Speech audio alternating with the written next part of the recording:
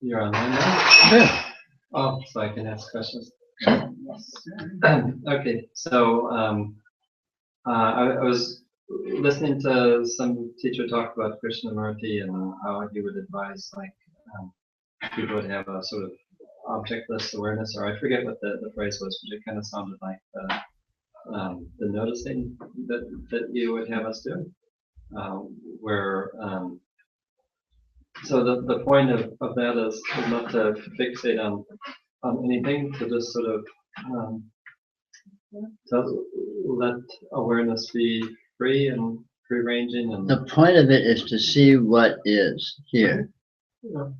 And you're not steering it in any way, one way or the other. You're not fixating on anything. You're looking at what things actually are, and you discover that things aren't things. But you're not steering it anyway, or trying to see something instead of something else, or anything like that. Uh-huh. So when you do that and you notice the way things are, you also notice a sort of natural inner contentment. Would you say that there's like? Well, you ultimately discover contentment is I think is oversimplifying it extremely. You discover that there is nothing separate, there is nothing missing, there is nothing lacking.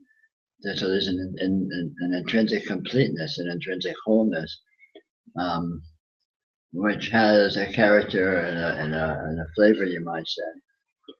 But I think characterizing it as contentment is a little simplistic. All right.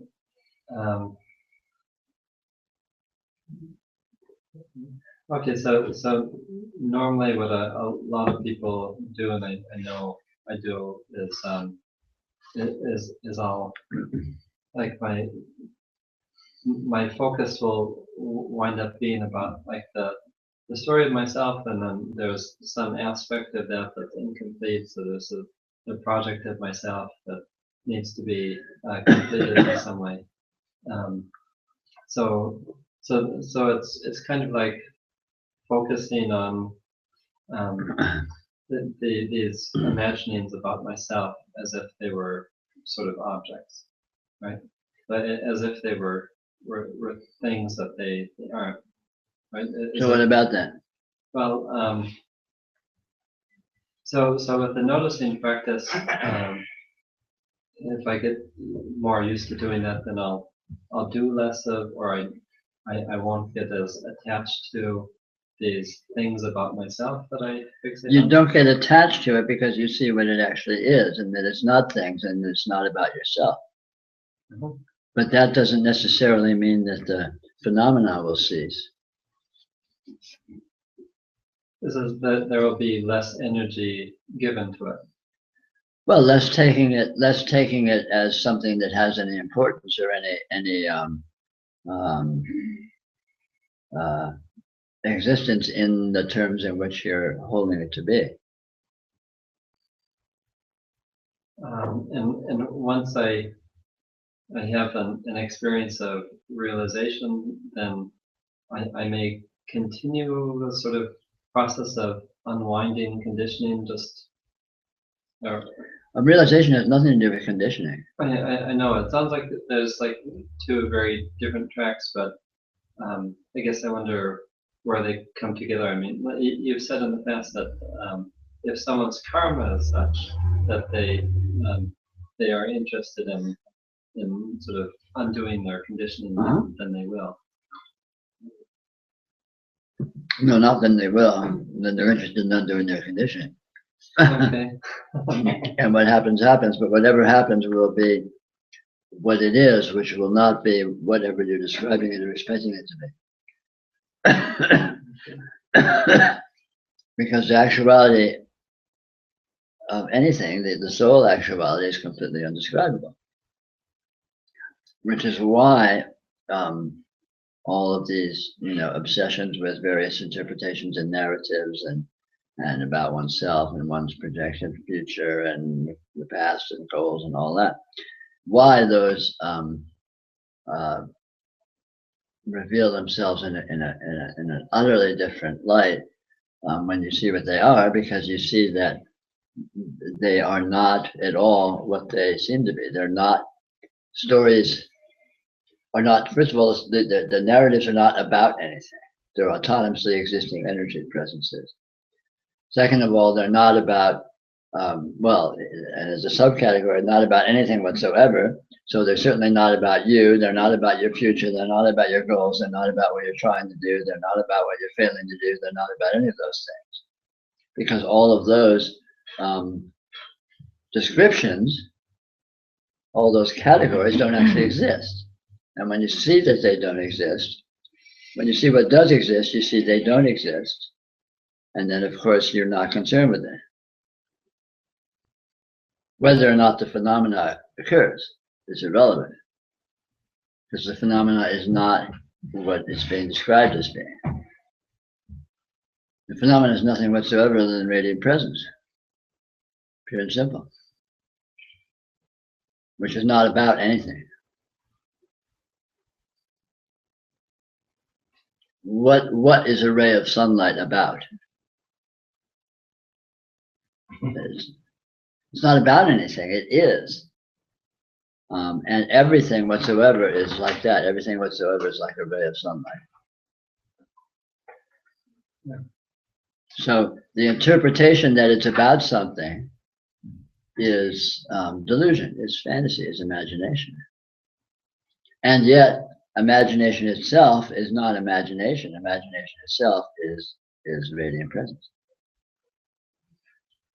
But imagination that pretends to be about something, I'm imagining this, that, and the other, is delusion, because you're not imagining in the first place, and there's no this, that, or the other.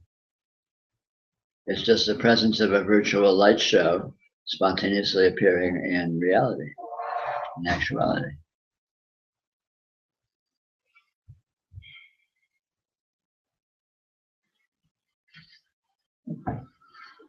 I get caught up thinking that there's a story about things that make sense. Right, like, sure, of course. In terms of relationships, and like this person wronged me or whatever, and then if I were a realized person, I would be less bitter and resentful. Well, not necessarily. Yeah. You might be bitter and resentful, but it wouldn't be about anything. Clarify that, Peter. That's the tricky response there. Because the energy of your temperament is itself just spontaneously appearing. So you may be a curmudgeon that's just a grouchy person, and you may be if you're not realized, you may be grouchy because you have a lot to be grouchy about. When you get realized, you may still be grouchy, but it's not about anything. It's just because grouchiness is. Well, I mean,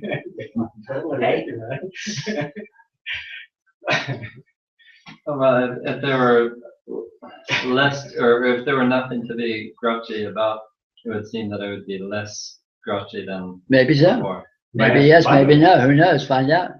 I think what you're trying to say, Peter, is a temperament would still be a temperament. You're not going to change your temperament. If you're a cheery person who's cheery all the time, before and after, you'll still be a cheery person. If you're not a cheery person before, you're not going to be necessarily a cheery person after. Maybe less uncheery. The perspective that realization reveals may or may not have repercussions. But there's no predictable way of anticipating that. Well, there are, in certain circumstances. If you're particularly fearful, when you become realized, you're probably not going to be fearful. That's true, but your still may have fears. behavior may look to an outside person as if you were Oh, yes. basically the same. Sure, you might appear to be the same, but you won't be fearful. No, of course You not, might but this- still not like heights. You might still. No, that's not the same. That's not what I'm saying. I'm just saying that there are some things Qualities. that dominate our lives Would disappear. that could conceivably disappear with. Well, yeah, awareness. but that's the point. It could conceivably disappear, but may not. Oh no, absolutely. That's why I say it's unpredictable. But I think with fear, it almost certainly will disappear. Well, I think all those things, if you look at from the so-called negative aspects, they're, like you say, they're not about anything. So if you're fearful and not realize it's not about anything, then it's kind of pointless. But the same thing goes for the other side too, so to speak. You know, if you feel cheer and joy, it's not about anything. You know? If you're happy and you know it, clap your hands. So, you know, it's really, because the not about anything is just like beautiful.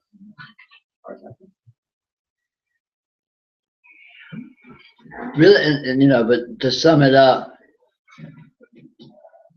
the fact of actual realization can have enormous repercussions across the board or not. And you know, the only way to see exactly what's going to happen is see for yourself. Mhm. How can I see it right now? You are seeing it right now. How can I? So stop thinking it's something else. There you go. I think the problem might be also that there's ideas about what realization should be or look like. And so there's this goal orientation, and the goal orientation aspect of it is, it's like the push me, pull me thing, you know, you're not getting anywhere because you're always separating yourself from the, well, like a carrot in front of a rabbit, you know. You just got to run for the sake of running. Don't worry about what it's going to look like. I don't think I'm saying that very well. No, you didn't say very well. Well, thank you, John. It's nice to get agreement and confirmation.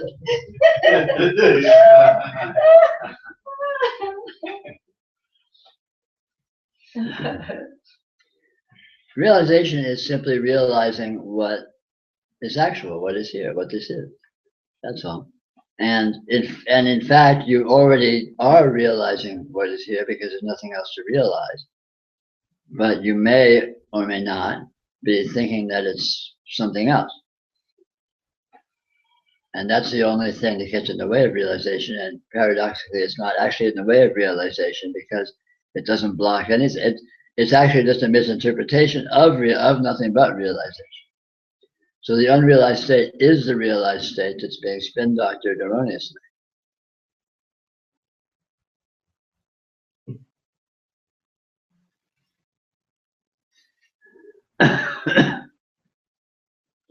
The issue is spin doctrine. The issue is all interpretation. It's not about, you know, some realization or not realization. The notion that this is interpretable leads to credible interpretations, perhaps, which is inaccurate. This is not interpretable. It's that simple. And when you see directly, self-verifyingly, objectively, that is in fact the case, that this is not interpretable because no phenomena, no experiential phenomena is resolvable precisely. Pure and simple. It's very simple. It's not even very subtle. It's very heavy-handedly obvious. You can't get precisely to the bottom of exactly what anything is. So therefore, anything you think you know about it is guesswork, a hypothesis, i.e. fantasy, i.e. inaccurate, or let's just say not verifiable. Can I play devil's advocate there? Of course, please. The more the better. I think we will all agree that we know exactly what a circle is. Hmm? But maybe, but that's a fantasy. A circle, there is no circle. A circle is only the particularity that you're calling a circle, which will always be different than any other We're circle. talking about concepts. Yeah. And the concept of a circle is No, the concept of a circle is the particular concept of a circle you're having in the instant you're having the concept that you're calling the concept of the circle. And the next instant it may or may not be different, and you may be calling it that. And I may be agreeing with you, saying I'm looking at my concept of a circle, but it may be completely different than anything else, because every experience is unique and non-repeating. My concept of a circle is bigger than yours. my concept of circle doesn't have any size associated with it. See? Because circle and size are not the same thing. But the point, but you see, generalities, there is circle and size are not. The size is not, there's no such thing as size. Size is the size that you happen to be thinking that it is in the instant that you happen to be thinking that it is that. Yeah, so the theory of the circle is it does not talk about size, smell, taste, Well, feel, sure. or anything. It's Yeah. Round. But the theory concept. of a circle is not an objective phenomenon. It's a subjective phenomenon that only occurs when someone's thinking of it.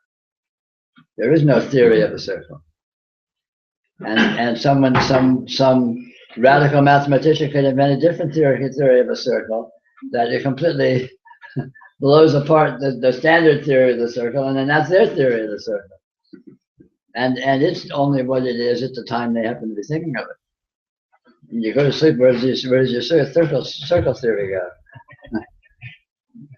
I had a great experience with that, on a Texas Instruments calculator. I think I forgot what I was learning.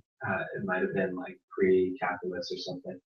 And you can zoom in on the circle, and then you see the tangents. You can calculate the tangents. And then I got really curious, and I was like, wait a minute, how far can I zoom in here? And, okay, wait, where does the outside of the circle start? Well, maybe it starts there. Maybe it starts there. Wait, how many points are there in the circle? There could be one there. Well, then I could imagine that there's one there. I could imagine there's one everywhere. Kind of freaked me out. I was like, Well, that's a perfect illustration of what I'm referring to. Yeah. There is no circle, and it's not resolvable precisely as being anything in particular. And all experience is exactly like that. Any and all experience on any level or then degree of density or degree of abstraction or however you want to try and categorize it. Yeah. It's exactly like that. And that is the principal point. That is the key to realization right there. Nothing is resolvable. So therefore, yeah. so as soon as you talk and specify, you're bullshitting. Just this. And even this is too much. That's too much specification.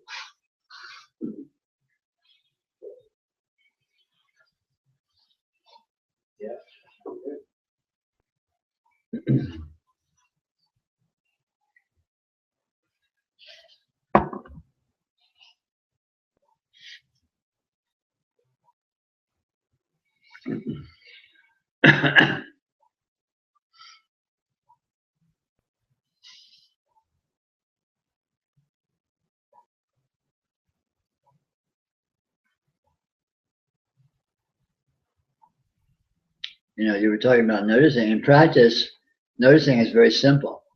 Anything that seems to be anything to any degree whatsoever, i.e. anything that seems to be to any degree specifiable or designatable, Look and see what's actually there, and you'll discover that it does not actually resolve sufficiently to be specifiable or designatable as what you're holding it to be. Anything whatsoever.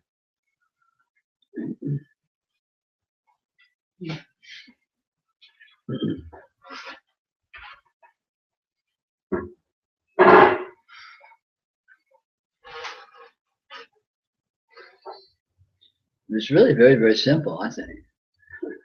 I mean, it's even blatantly obvious. I mean, this is not even really news to anyone that's, you know, a serious or a critical thinker.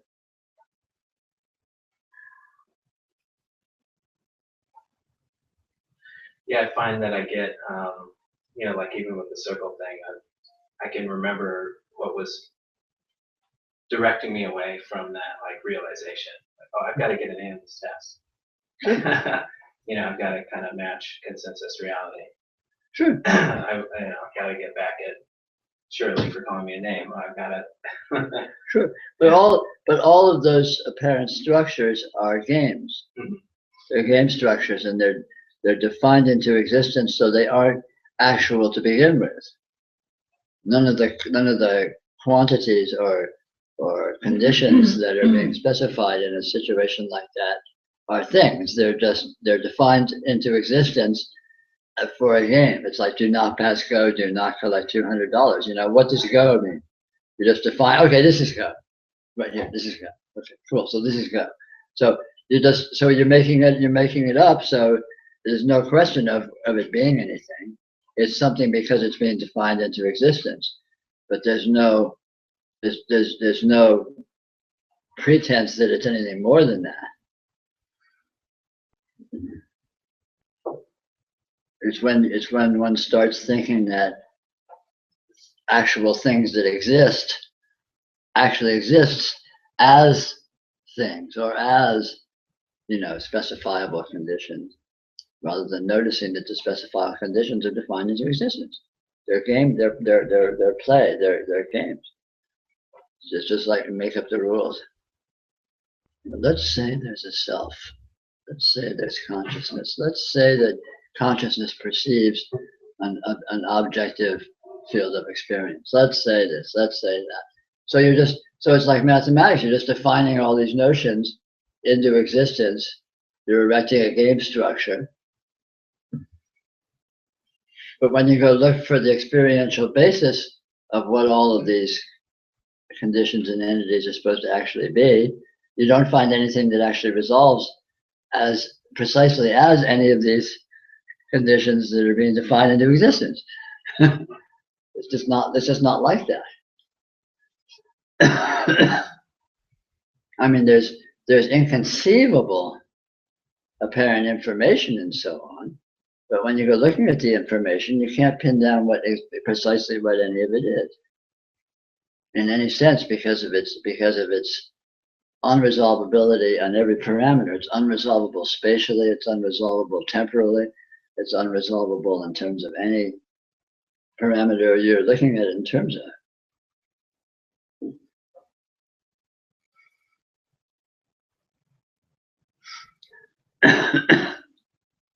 You know, because experience happens to be like that. The experiential field happens to be like that. You could say it's intrinsically fuzzy. You know, at any level of scale, the closer you look, it doesn't get sharper. And the farther you look, it doesn't get sharper. It's just fuzzy, always fuzzy. And so if it's always fuzzy, where is the boundaries? Where's the lines? Where's the this versus that?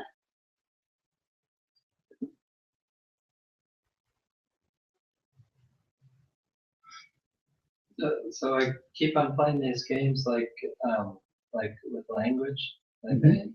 I use these words that supposedly mean something, Mhm. but I pause it to mean something. Sure.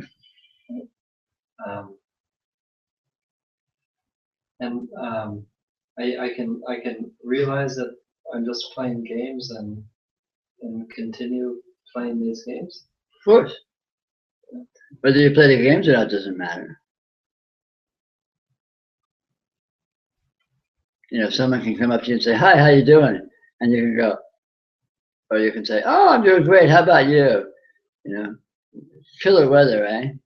How about those Niners or whatever? And every single thing you're saying is just bullshit. It's an oversimplification you're making up. It's not precisely anything actual. But that's the game. That's the, you know, that you say whether or not you play the game doesn't matter because it itself is a non-event. It's just an arbitrary apparent configuration that the energy field is being held to consist of at that moment. And of course it may consist of that, but it consists of so much more than that as to render that essentially meaningless.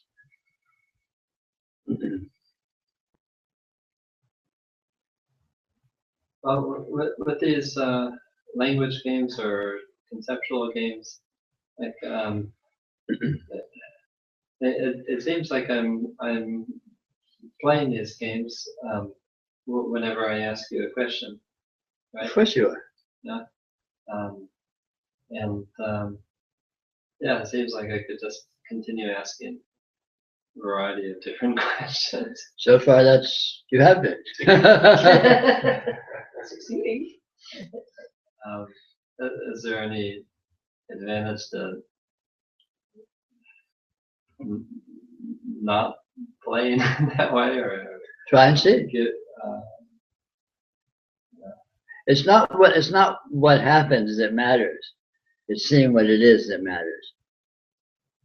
Whether or not you play a game is irrelevant. Seeing that it is a game, if it is a game, is what is important.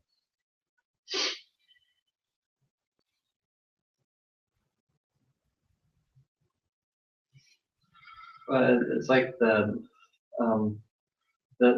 very asking of the question, it posits a certain assumption of reality. Only within the game. Yeah. So it's irrelevant. It's meaningless. It's gibberish. It's just defined into existence. So when you respond, you're agreeing to a certain portion of that set of assumptions that I put forward, or you're. I'm not necessarily agreeing, but I am responding in terms of the game structure that you're implying, and I'm trying to respond in a way that's artful enough to indicate that the context that the game exists in that is not game.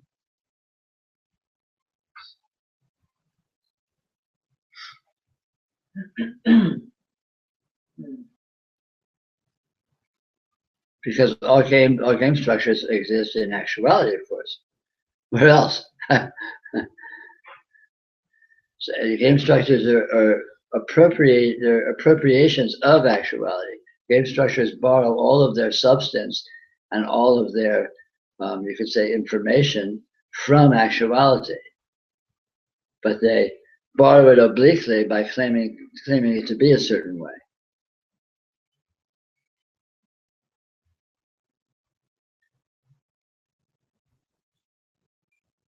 So I can say, you're wearing a green coat or a blue coat. And so that statement, that game statement, is borrowed from the fact that there is experience.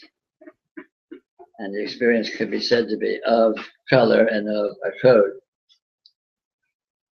And if that were the case, then I could say you're wearing a coat, and then I could go on further to say whether I like it or talk about how fashionable that is or whatever else I would want to do.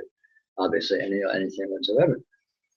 But it's borrowed from experience. It's not just bootstrapped up out of absolutely nothing. You know, if I started speaking gibberish, then what would that be about? What would that be borrowed from? You know, it may or may not be borrowed from some kind of concept. It's certainly borrowed from the fact of sound and the fact of you know, acoustical resonances and textures and so on.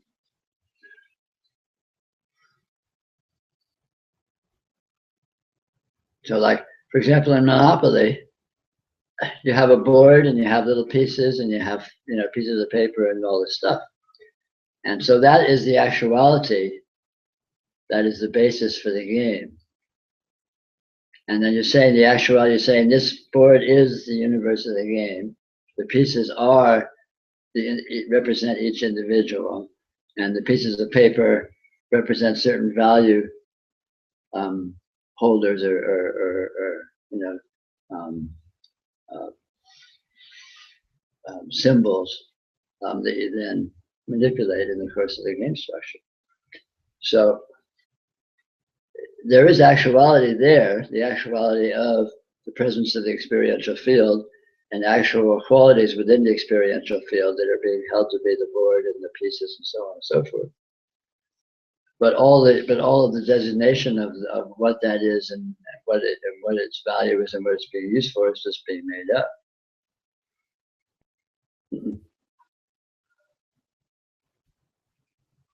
So as we sit here right now, we're not sitting, we're not here, and it's not now. But still, and because of, we can talk about sitting here now, which is oversimplifying or qualifying.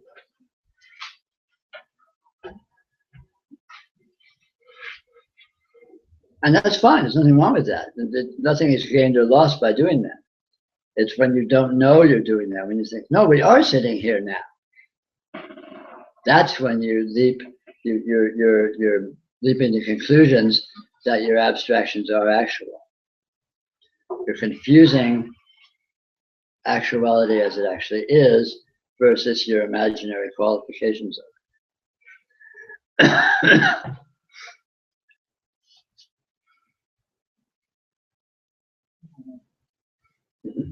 Is it like having bought into some sort of ideology that I take to be natural and real? Sure. Right?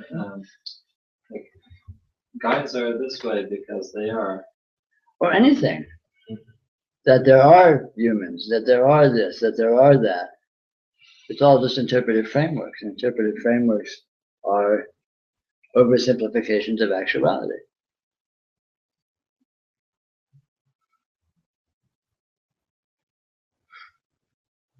Anything whatsoever that you can designate to any degree whatsoever is an interpretation, but it is always a simplification of this which is uninterpretable and unsimplifiable. And it's enough to see the arbitrariness of the designation, to be able to have some sort of freedom from it. Absolutely, see it precisely though. You can't just see it as an abstract principle. You have to see the way that the actuality is. So therefore the abstraction is arbitrary. Because it doesn't correspond to the way this actually is.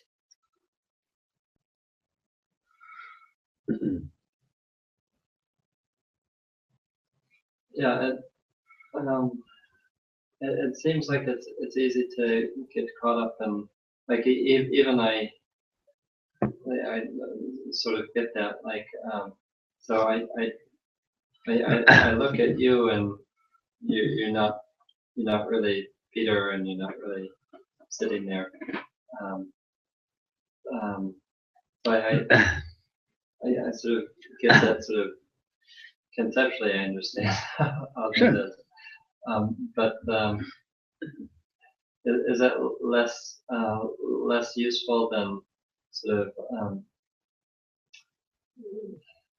of noticing the subtle energy level of the Yes, it's not less useful, it's less powerful. Because feeling what is here is what matters. You can see directly, intimately, and completely what is here. And that's what's powerful, that's what's transformative. And you can't know that as an abstraction, even as a logical abstraction, unless you look at the logical abstraction and feel what it is that is here as that. So feeling the texture of what is present is the most powerful thing you can do. So rather than say, looking at me and saying, well, you're not really Peter, and you're not really here, and you're not really sitting in a chair, that's all negatives. Feel, so what is? Right. That's what's powerful. Positivity is what's powerful. What this is what's powerful, not what it's not.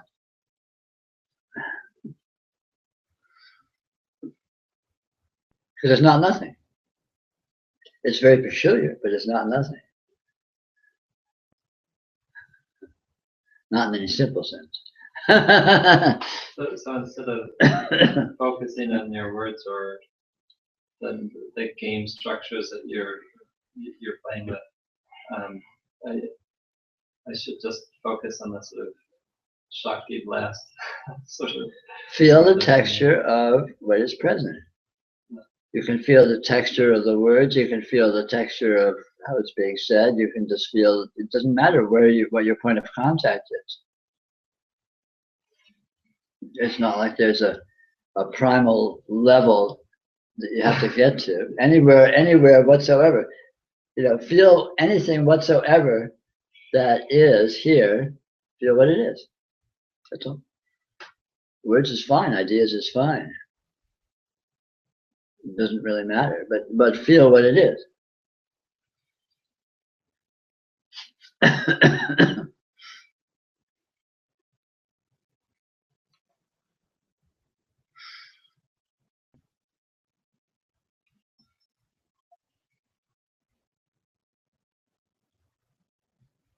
What it is what matters, not what it's not.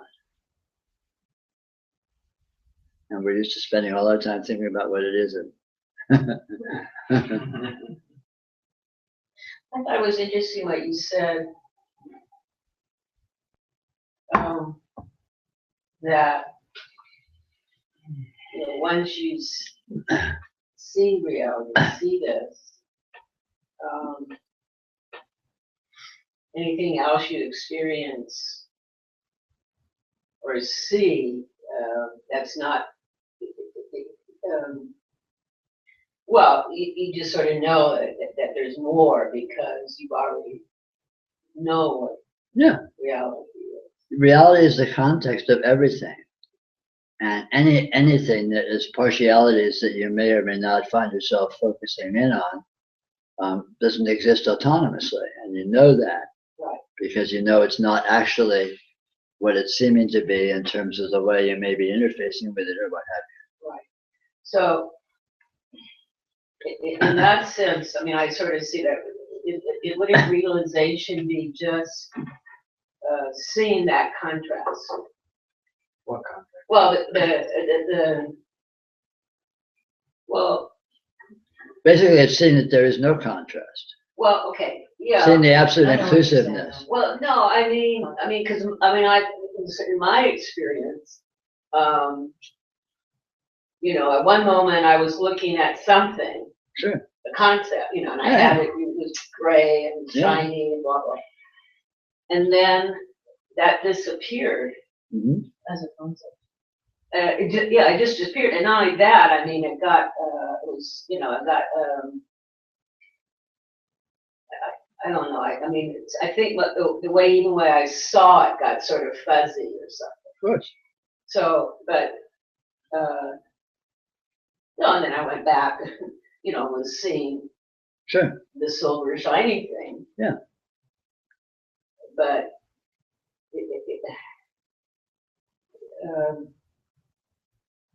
I saw it whole, and before, and then it just got partialized again. Yeah, concept. But partialization exists in a context of wholeness. Yeah, sure. And that's the important fact. Okay, so, it's not contrast, but you can't tell me it wasn't different. It was different. I noticed it different. Reality is very different than delusion. Yeah. But That's what- once you see Right. once you see what reality is, then delusion is not different from reality. No, it's part of it. Yeah, it's included. One of the It's part of portions it. of it. Abstraction, But there is a contrast between seeing it clear. abstraction doesn't actually separate anything out. No. And when you see that, then when you go to abstractions and go to all these games and all that, you can do all that till the cows come home, but you're not actually doing anything. You aren't actually going to a No, world of all I partiality because it doesn't experienced- exist. yeah, all I experienced was wholeness. Yeah, wholeness. Okay. Right. And what and wholeness yes, cannot. of course, it was wholeness. And the other thing I saw was part of it. Yeah, But exactly. it's the, Yeah, wholeness cannot be separated. Once you see wholeness, that's why I say feel what is here. You discover it's a wholeness. It's integral, you could say, not in a simple sense, but it is. It's not different than itself. In that sense, it's integral. And the apparent parts are just sparkles of this Yeah, wholeness. it appears infinitely differentiated, but all these apparent infinite differentiations do not depart from what this is, the tiniest bit. So when you see that, then any departures aren't actual departures. So once you see the wholeness that this is, then when you go to partializations and abstractions and all that, you're not actually creating anything separate. But when you're confused, when you're not realized, you think these separations actually exist as autonomous separations that are actually separate from each other. They don't. that's sort of what I thought. Maybe then what I saw was two things at once. Yeah, it's mean, yeah. wholeness It's, in a way, it's very schizophrenic. Yeah. In a way, it's very. In a way, you could say it's almost like you can discover you exist on two levels. Yeah. You know, I am Peter Brown, and I have my life, and when I am here in the Berkeley Hills, or whatever, we are having a talk and blah blah blah, and none of that is happening at all. And neither of those is untrue. Right. There's an aspect of it that's for me anyway, is palpable. It makes it a little more understandable, clear, if I was to explain it to someone, and that is the fleetingness of anything that I'm labeling, or any labels that come up, I should say. Not that I'm labeling, but anything that comes with a label, because they're simultaneous occurrences. Seeing something in a label that pretends to refer to it come at once, but both of those things disappear immediately, and something else it radiates at, becomes, so there's something about the fleetingness of it and how ephemeral it is, that it isn't, it can't be there because it has no lasting. Absolutely. And that's the actuality is instantaneous and is absolutely unstable, or let's say has absolutely no persistence in terms of the characteristics it presents as. And abstraction separations pretend to some degree of stability, to some degree of coherence. If this is a cup, then it's still a cup. And yet this is not this anymore. It's already something else. Because experience is continually, instantaneously morphing and mutating and never repeats itself. There's an interesting quality, a wonderful quality that it seems to me, that like the more that I am with this, just feeling this, that which is feeling it I have no idea what it is. Right. It just doesn't even seem like anything anymore. I can't even call it me. It's just, and that's a kind of a wonderful quality. Oh, absolutely. I don't know why. Well, when you see that the notion that there is a that and there is a feeling are themselves abstractions. There's just this, and it kind of feels like it's being felt, and it arguably could say it feels like being felt by some feeling principle. But again, those are abstractions because you don't actually find anything like that. It's just this, and is this seeing? Well, sure. Is this being seen? Well, sure. But you can't actually find anything that's differentiable as being seen or being a seer. And yet, arguably, those functionalities come with, to the extent they are, but you can't even find them as functionalities, as discrete. We don't have to name them. Well, even if you don't whatever name them, happens is happening. yeah. But even if you don't, but whether or not you name them, you can't find anything like that. So why suppose there is something like that? I mean, the subject and the object and the experiencing and seeing, so to speak, are argued into existence. It's a logical proposition that's defined into existence by the structure of logic. Subject, verb, predicate. So we because of that structure of logic, we look at this as, okay, there's subject, verb, predicate going on here. But really, all that is a logical game structure, which is being shoehorned into this inclusive wholeness. That is itself. Well, if there's a self, this is it. Is there other? Well, if there's other, this is it. Is there a seeing? Well, if there's seeing, this is it. Is there nothing? Well, if there's nothing, this is it. And you can't find that it isn't any of those, but you sure can't find that it is any of those. So you just end with this. Well, somehow that whole process just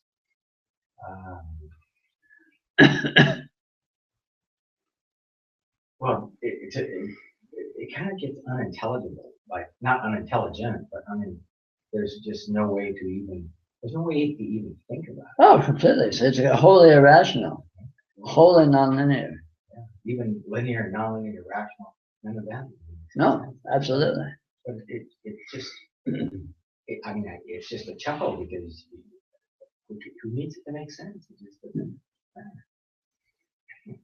And if you need it to make sense, you can pretend it does.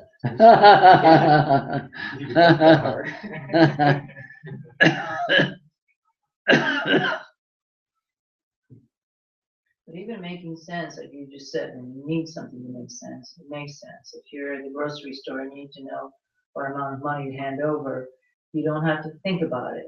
If you don't, it happens. Yeah. Or not knowing exactly how much you've got to hand also happens. I mean, you could sort of have a brain freeze. So, but none of that is anything you can name. That it's like surfing. It's always moving, and so to try and hang on to anything is to push away from seeing the reality of it. Well, I'm just totally incoherent. There you go. Get the point. It doesn't mean anything in the Oh shit. Oh, we're enjoying it. Cheers.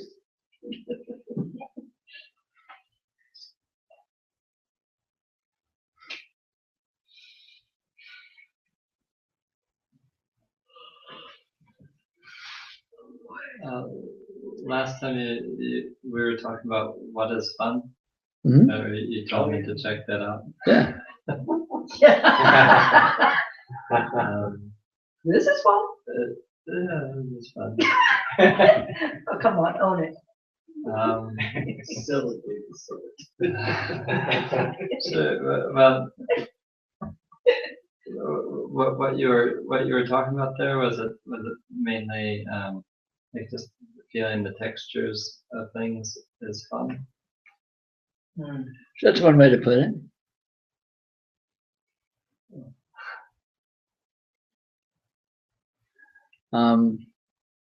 That's actually a very deep and comprehensive way to put it. And especially when you notice that there is nothing but feeling the texture of things, that is what fun is. You can't not feel the texture of things. Of course, there's no things, but that's irrelevant. It's like you're always in contact. Of course, with things. Of course. Experience is always full on. And experience, you could say, presents as textural, although that word doesn't precisely apply, but it's relevant. Textural because Well, textural, it implies gradations. Yes. But it doesn't, gradation seems like it implies difference. It would imply difference logically, but this is not a logical actuality, not a logical phenomenon. There is infinite differentiation, which does not ever become differentiated one iota from what this is. This is infinitely differentiated within itself, but it never departs from itself at all. Which makes absolutely no sense, but there you go. This is not a phenomenon that makes sense. How is it that it's infinitely differentiated? What do you mean, how is it? Like just in terms of, there are these game structures or there. No. I'm not talking about game structures. I'm talking about the actual textures of the radiance. Look at color. Look at brightness. Look at frequency. Look at loudness. Look at luminosity. I mean, look at, there's all sorts of qualities which are, arguably intrinsic to just the raw field of experience.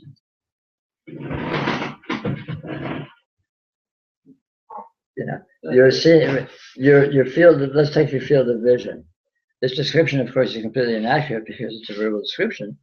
But you could say that your field of vision is completely full of an infinity of absolutely differentiated colors and brightnesses and contrasts and so on.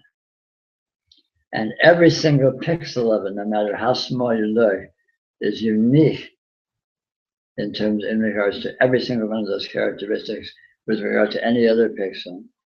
And it's also unique with regard to itself in the next instant, because everything's continually morphing, albeit perhaps very subtly, but nonetheless continually morphing. So this is your field of vision. So just looking at the field of vision, you already have an infinity. And then you can look at, well, what else is there as experience? You could say, well, let's classify it as, the other sense fields. Let's classify it as a field of hearing and a field of, touch and a field of smell and taste and field of thought, and maybe other fields that we don't have designations for. And you go look at what's there, and again, you find the same thing. You find infinite differentiation of apparent characteristics to whatever degree those characteristics are designatable, and in infinite dynamism, but none of it ever becomes anything other than this. It never becomes anything other than experience. So it's infinitely differentiated, but it never becomes anything. It's not like it steps out of experience and all of a sudden is something that's different from something else that steps out of experience. Everything stays as just this itself, as experience itself. Like it may be easier to see with a dream. You can dream about anything apparently can seem to be present in a dream, all sorts of experiential characteristics, but none of them depart from the dream. They're all just dreams. And there's nothing there but dream. There's nothing's there. You wake up and it's not like you have to clean up after yourself. The stagehands don't have to swarm up to take apart the sets. It's like there's no residue. That's because there never was anything there. It just seemed as if there was, because of the absolute apparent differentiation of this that is here. But it never departs from itself, so it never actually becomes anything. I had a fun experience of having this dream that I could coherently write my name and phone number. I was very proud of that. It's yes, I wrote my name, and I could actually see it. And it actually made sense. And then I woke up and just had that feeling of oh, it's totally ridiculous. I didn't accomplish anything. And sometimes I feel like that too. Sometimes I feel like I can write my name and my phone number. Sometimes not so much. And you're right, it doesn't accomplish anything. I like the metaphor of the set because it's almost like you can see it in animation where there's furniture, something like a Disney thing, where the furniture moves itself and What's the perspective. yeah. That's a very good metaphor. Nobody has to come on stage to move the stuff. It's moving itself. Well, it because it's never the appears. same. Yeah. It's nothing but appearance. There's nothing Yeah. here. It appears as if there are all these qualities, but then you're looking for the qualities and you don't find anything. And they have no residue, and And they yet, have no. you see furniture, you see the set. Sure, all that, but even when it's all that, it's not all of that. Yeah, like in Ian's dream, Ian, where was the Paper. what color was the paper and the pen? I don't even know. Where did that come I from? can't even remember if I was actually holding it. Yeah, you know. Yeah, the name was being written, the number was being written or something. Yeah. Interesting. The more I try to look at it, like you're saying, there's this unverifiability. Of course. That's always true. Always true.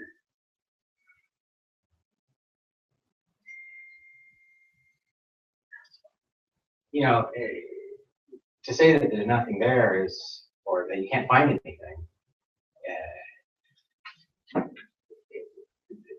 What seems to be there is this wonderful quality of meaning, and it's not meaning like something means something. It's the meaning of it itself. Right. It's just infinitely different. I mean, anything.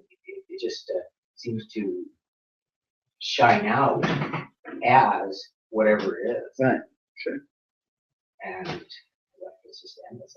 It's each. You couldn't even call it an aspect, but because there's no separate parts of it. But there's every time you kind of that I notice it, it's like a whole universe. Oh yeah, of course. You just kind of fall into it. You know? Yeah.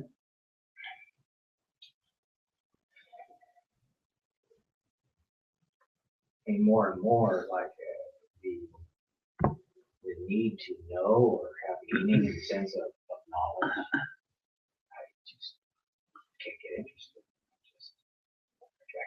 I don't even know how to get interested. Well, it's so naive. Maybe I just like It's just it's so irrelevant.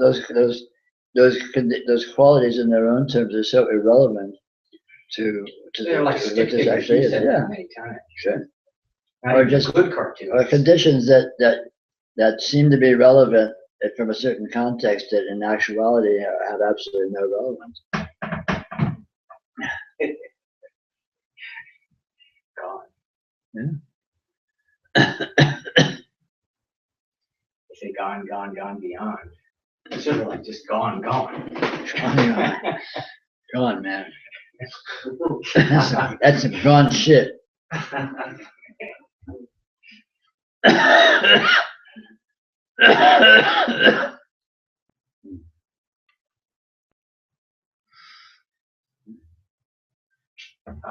Can you talk a little bit about this? I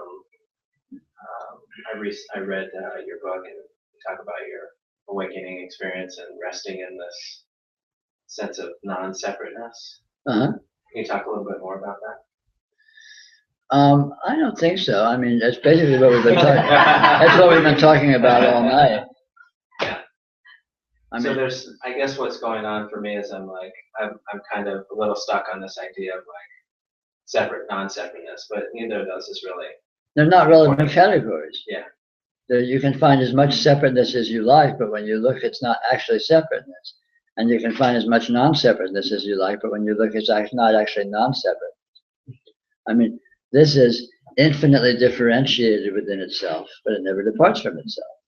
So infinitely differentiated within itself is separateness. You know, this color is separate from this color. This spatiality is separate from this spatiality. This is blah, blah, blah. Designation, difference, separation. And yet, there's nothing here but this. Right. So it presents as that. It presents as infinite differentiation, which can be, simplistically interpreted as separation. But it actually is complete non-departure from itself. Is the best way to put it. I don't like to say it's one thing because that has implications that are way too oversimplified. There's no otherness. There's no otherness, and yet it presents as infinitely differentiated, which can imply otherness. This being other than that. But when you go looking, you don't find any actual otherness because there is no otherness. There's absolute wholeness, absolute, I could say, inclusiveness. But inclusiveness is a very sloppy concept too, because it implies there's something to be included, which is just not the case. So again, this part of the challenge with coming to this as it is it's very strange. Exactly what this is and exactly the way it is very strange because it's very irrational and nonlinear. And you start talking about it, you end up talking in paradoxes. And paradoxes have a sloppy implication because they always have sort of two sides. Even if you're saying that as a paradox, the two sides are kind of collapsed, you're still presenting it as two sides. And this is weirder than that. The infinite differentiation is absolute inclusiveness. Not there's both of those. There's no both. It's just weird. And that makes absolutely no sense, and there's no way to wrap your head around it. But that's the point. This is not something that can have your head wrapped around it.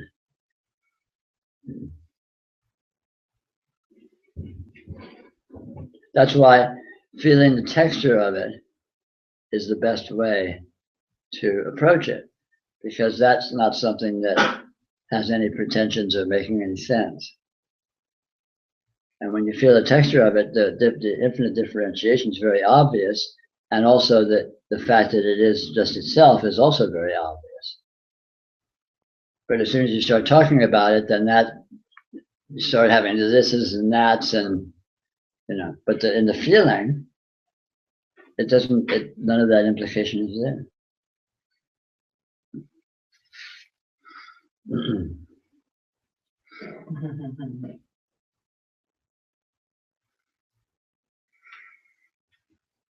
Should we take a short break? So we'll be back in about 10 minutes. I was about to put my foot in my mouth, so I'm glad. I was about to start with, at the risk of. It's okay. You can put your foot in your mouth when we resume. Okay, good. Not to I worry. look forward to it. Make it tasty.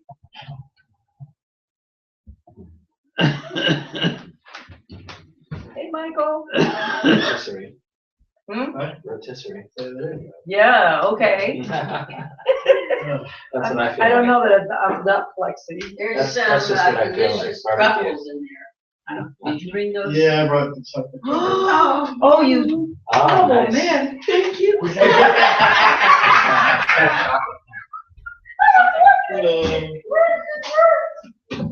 They don't have any chili peppers, do they? They're not- No chili peppers. Oh, you're not making truffles good.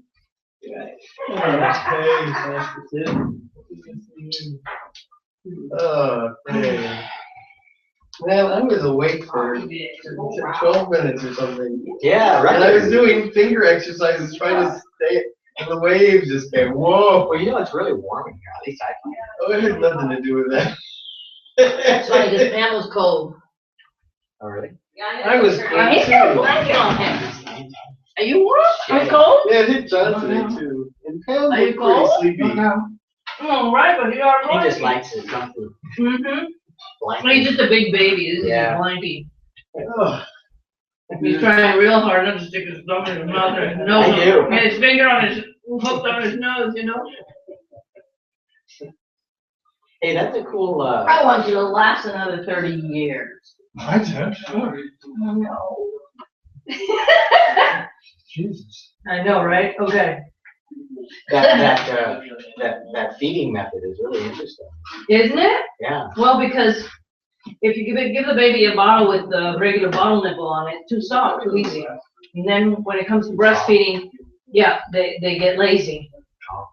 So you have a finger with a tube? It's a little tube that I tape onto here, and then a little, like a, you know, the holding part of the syringe, big syringe that has A lot more the. image too, I would think. Yeah, it is. It's funny. Oh my God, the first time I did that, I was like, wow, this girl has some suction power. I know. I thought you were gonna take the tip of my finger off, girl. She's good. I still remember when Joey was Yeah. at age, with that belt. And one of the things I learned, well, my nails were longer, but I've had to cut these two really, really short, so and also you put it in this way, so that this is at the roof of her mouth, and this is on her tongue, because her tongue is a little tougher than the roof of her mouth. Because this way, then she'd get scratched up here. She really works hard. I have to alternate because it's too much, you know? No, I think that's already. Little girl's a real sucker. Gonna draw blood, right? Yes, I'm afraid so. The funny thing about What's this her name baby, again? Maya? Mila. Mila. The funny thing about this baby is that she'll be Yeah. for a few minutes. You just have to wait, be patient. I lower the liquid down a little so it doesn't come out of her mouth. And then all of a sudden she'll start, put it on. She's like some drunk with a beer, you know? A few drops. Okay, I forget. Did it almost go? Most of it is. Yeah, the formula is hard on her digestion apparently. The problem is, well, now Michelle apparently is producing a little more breast milk. Well, I mean, She wasn't like me, I was producing 4 or 5 kids. Very messy. But she's got a couple of friends who are have babies at the moment, and they're also, and some of them are producing more milk than they need. So I hope we should hook up with them.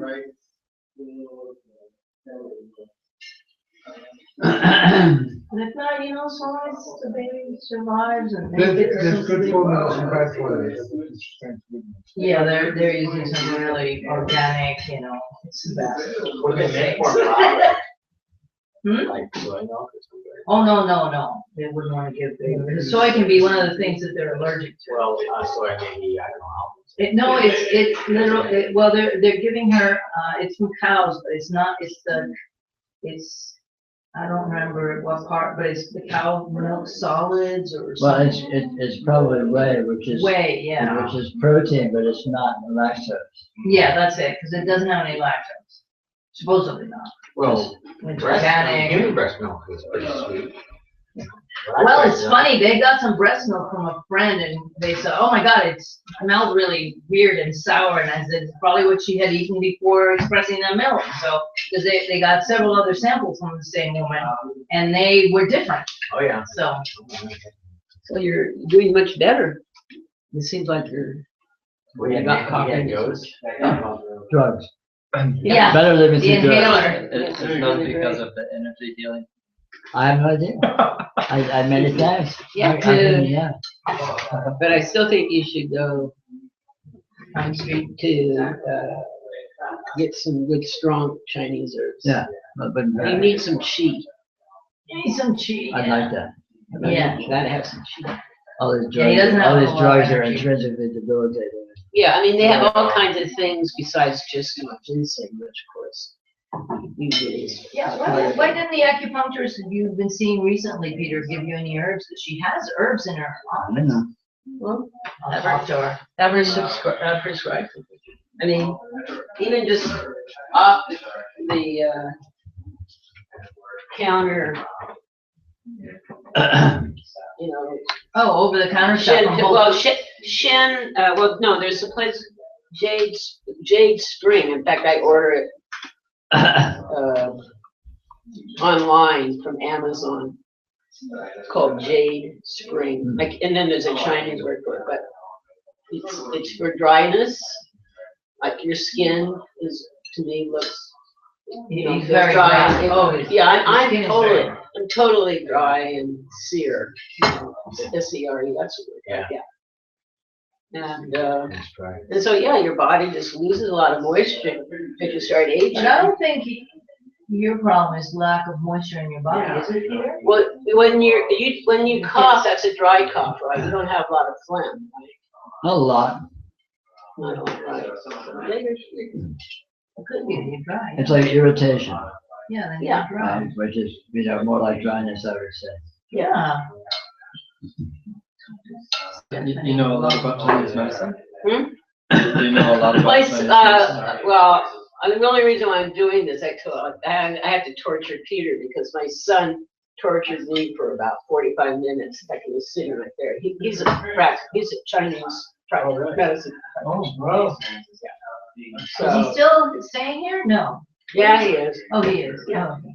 So, but anyway, I mean, Western medicine, does not, is not capable of treating, some of the things that happen when you're Western aging. medicine treats symptoms. Hmm? Yeah, Western that's medicine true. treats symptoms. They don't Right, treat not the underlying source. conditions. Right. Maybe you Right. should make an appointment with her son. Just to Yeah, have he a would. consult.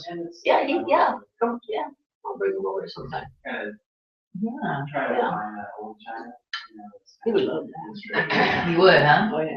That's good. Is he Fix the skilled? Peru. How skilled is he, do you think? Hmm? How skilled is he, do you think?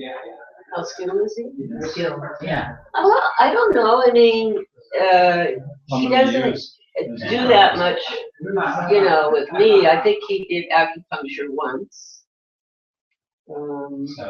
But anything that It doesn't he hurt to has, consult. anything, these are just basic things, not even like a formula as work.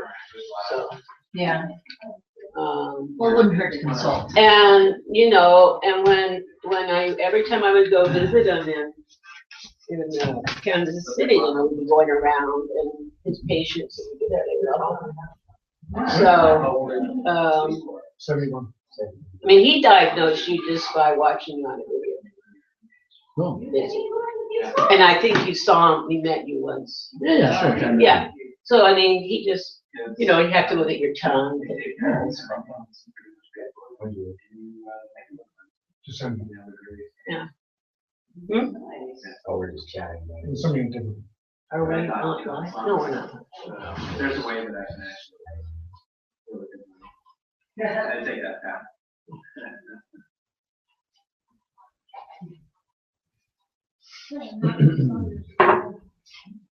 Yeah, maybe not for too many hours a week. So the retreat's filling up. Yeah, it's usually like that. Usually we have a lot of action at the last minute. Yeah. So it's all on like before? Well, yeah, pretty, well, I don't know, I mean, Are you still going to just do? well, we're just gonna see It how it goes. depends how I'm doing. You're better, yeah. I mean, I In a said good that when I way. said it just to give people warning because I'm not, at this point, and certainly a week ago when I said that, Exactly. I'm not Thank sure whether or not I'll be able to do 2 full days. If I can, great, and I don't know if I'll be able to. But I didn't want to do a bait and switch where people, I promised in 2 full days and then at the last minute I fail. You So know I what? wanted to give people some warning in case for some people that was like, no, I want 2 full days or nothing. Right. Or whatever. You Anyhow, know, in the middle of the day, kind of like you do with the residential retreats, you could just go home and take a nap and come back. well, we'll see what happens. We'll see how I'm doing then. Still making it happen. I got some cameras, got a camera for my mom's house, Mm-hmm. so that might help me be away, because I can see what's going on. Oh, so you can keep, it's like a baby monitor, Yeah. a granny monitor, But you a can mommy do it from monitor. here, I can look at it here. Mm-hmm. On your phone, I guess, You're gonna right? still already? No, I just got it yesterday, so. So we're back online. When you talk about infinity, Yes. like infinity of pixelization of whatever sensory field, Yes. we could also talk about that in terms of just an infinity of perspectives. Infinity in every sense. There's no sense in which infinity is not an accurate, is not the nature of this. There's no portion or mode of this whatsoever that is not infinite. And by infinite, I mean that any specification of anything to any degree is arbitrary. Like a spatial infinity is like a number line. A number line is a continuum of points, and you can designate any point, supposedly, and say, okay, this is a point. But if you go looking very closely to try and find that point, you can't actually find it. You can pretend to find it. You can say, well, this is 0 and this is 1, but you go looking at the points that are actually there, the points aren't points, because there are no points. It's a line.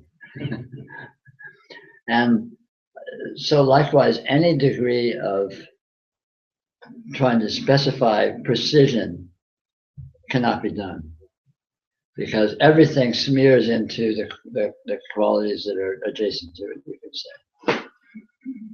Whatever the parameter is, whether it's, like if you look at color, like what color is this jacket I'm wearing? Well, you can say it's blue, but if you look very, very closely, it's an infinity of colors. Every point is a different color from every other point, and any point is a different color than itself in the next instant. And designating a point versus designating another point is completely arbitrary. You can't even find a point. You can only pretend to. You say, well, here's a point right here. Here's a point right here. But you go looking for the point, and you don't find a point. You find a continuum of difference. So there's a continuum that is different than itself completely in every way without any points. And the points are imagined into existence. So that's just in terms of spatiality, for example, or in terms of a quality, a parameter like color. But any, you can say dimensions of perspective or dimensions of meaning, it's the same thing. There is no such thing, because you can't find a dimension to differentiate from some other dimension. There's infinite dimensionality, but the dimensionality doesn't resolve into discrete dimensions. It's not like a deck of cards where there's a separate card and the cards are all separate from each other. There's essentially, you could say, essentially a continuum that is entirely different than itself in every regard, from any perspective.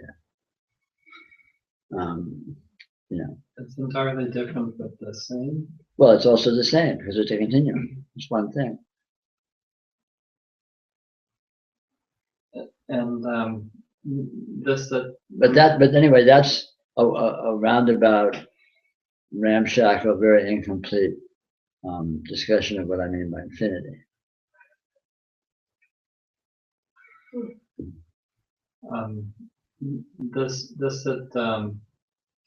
That notices that infinity of textures, Yeah. Or that feels it. It feels itself in feeling it. But you can't say that because you can't find an it that's doing it. You can't find anything that's doing it. You can't find any feeling.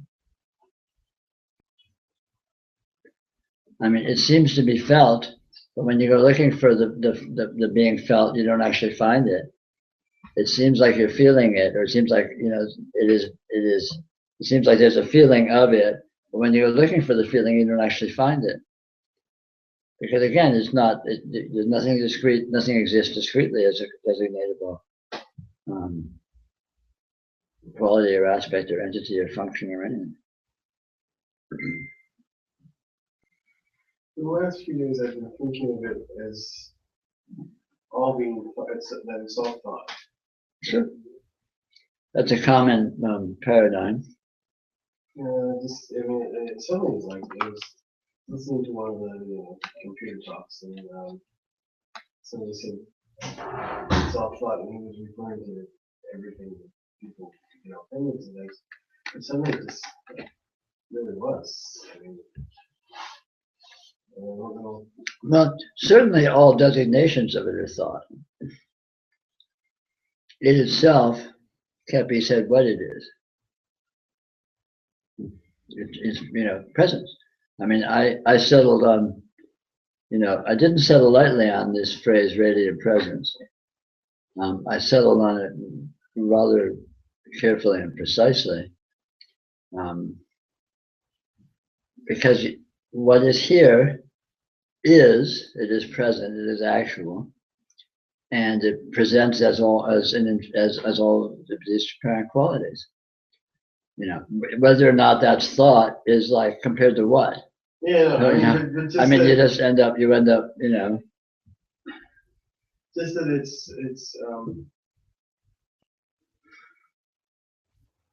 it's not all the other things I thought it was. well, it's certainly not that. And so Erase everything else you thought it was and say it's all thought, and then get rid of thought, yeah, and then you're doing good. But there is a knowing.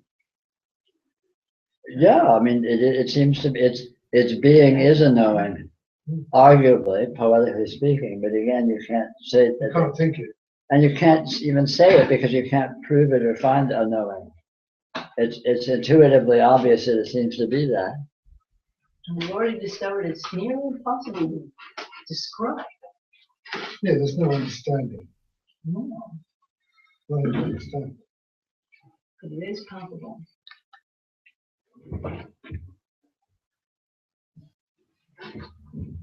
You were talking earlier about texture and just feeling the texture, right? And as you were talking about it, I was thinking, I was noticing that you also have, so that there's not this dyad of someone sensing the texture. There has to be a sensing where the texture actually, what the texture occupies, where it is, and then you, for me anyway, it was useful because there was it was clear that this I was the texture. Right. In other words. Yeah. So that there's no, I wasn't looking for a texture and No. the texture's over here. No. But it's however you want to describe it, this I-ness is the texture itself. Yeah, texture is absolute. All there is. Absolute. And so there can't be any separation. Is absolute intimate presence. Yeah, that's right. It's very, very intimate. And the texture, whatever texture is being, is arising. Yeah. This is a man. Close to that.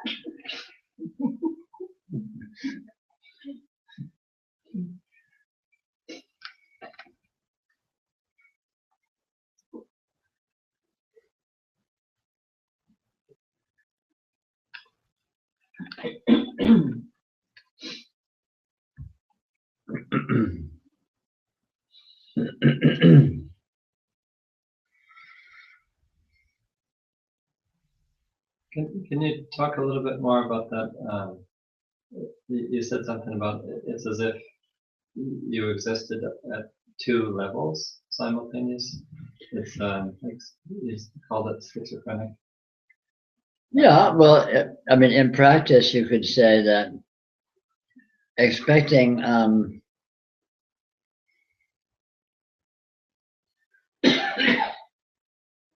suppose here we are having a conversation. So in one sense, we're playing a game of conversation. We're playing a game of remembering what words mean and trying to use them articulately and bat them back and forth in a meaningful way.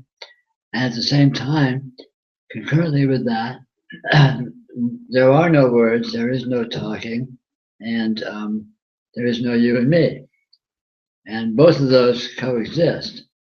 And it's not like they need to be sort of blurred together or shoehorned or denied one way or the other. In a certain sense, their coexistence, in a practical sense, you could say seems to be going on two levels because they don't impede each other or get in each other's way. Or two different bits of bandwidth, you could say.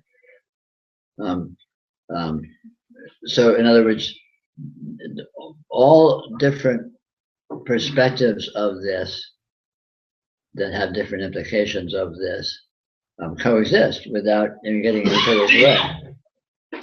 So you can have rationality, you can have irrationality, you can have felt presence, you can have a personality and an ego and ambitions in life. You know, all of these different apparent paradigms can coexist, and they don't conflict with each other or get in each other's way.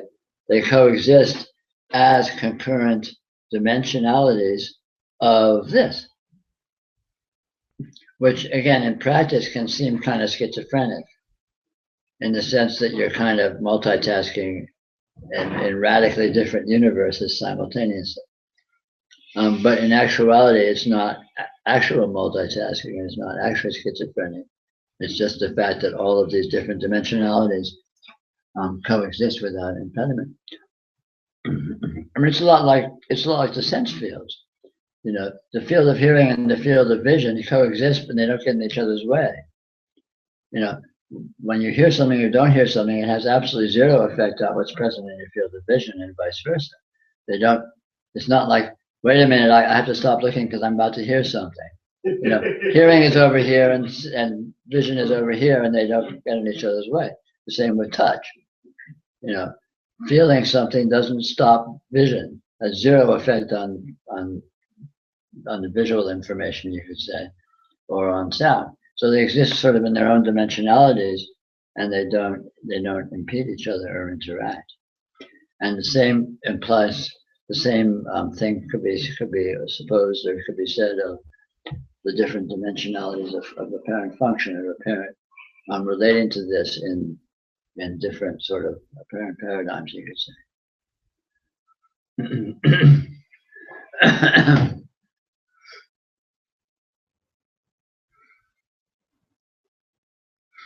It seems like one level would succeed another or stem from the other. Well, maybe you could argue that in terms of development, but that's irrelevant. In real time, something is just present or it's not. So here we are having a conversation that's present. It's not derived from anything. It just happens to be present. But simultaneously with that, all sorts of other dimensionalities are present that have nothing to do with the conversation or not per se. The presence of the field of vision has absolutely nothing to do with the conversation occurring or not. It's its own discrete dimension, or functionally discrete dimension. It doesn't get in the way of the other.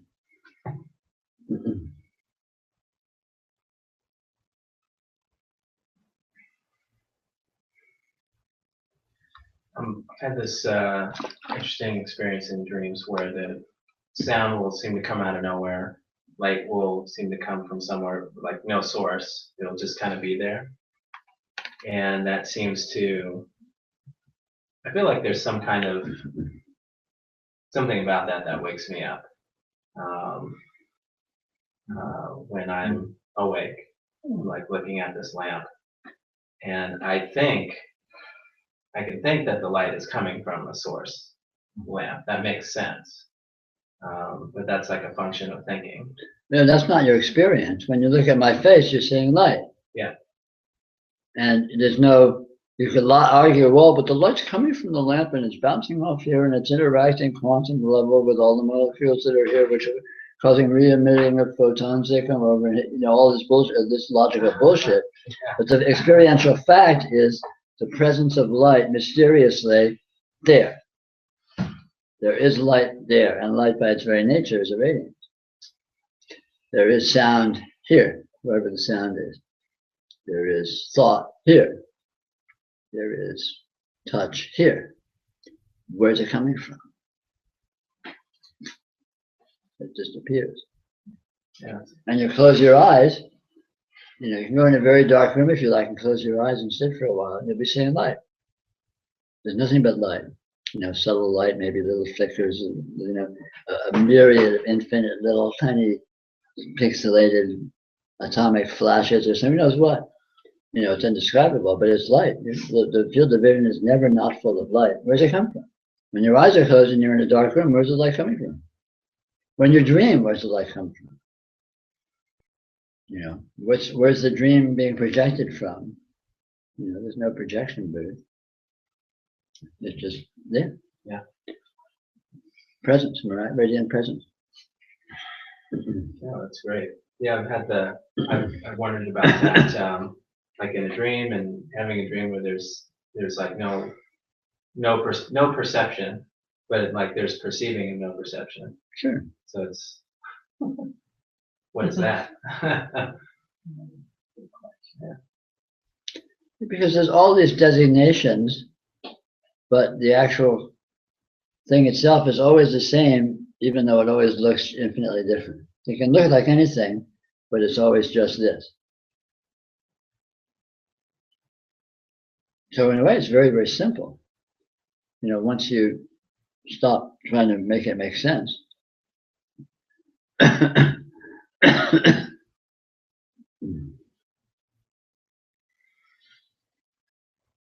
Yeah. The sense part. Stop making sense.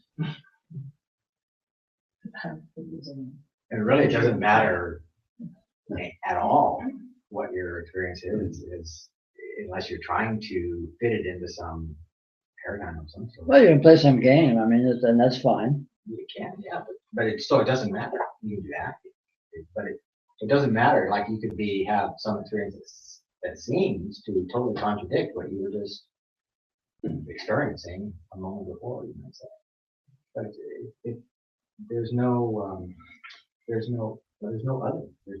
It's just. There's no basis for comparison of anything. Everything is absolutely unique.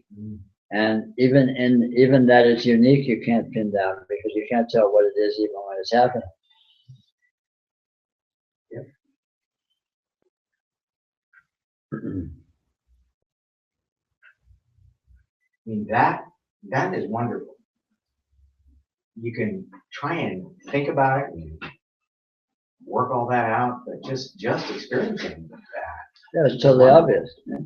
Well, it's like the world starts or something. You know? Sure. It's just an endless place to play. Yeah. As always. The personal pronoun becomes sort of irrelevant. Because you notice,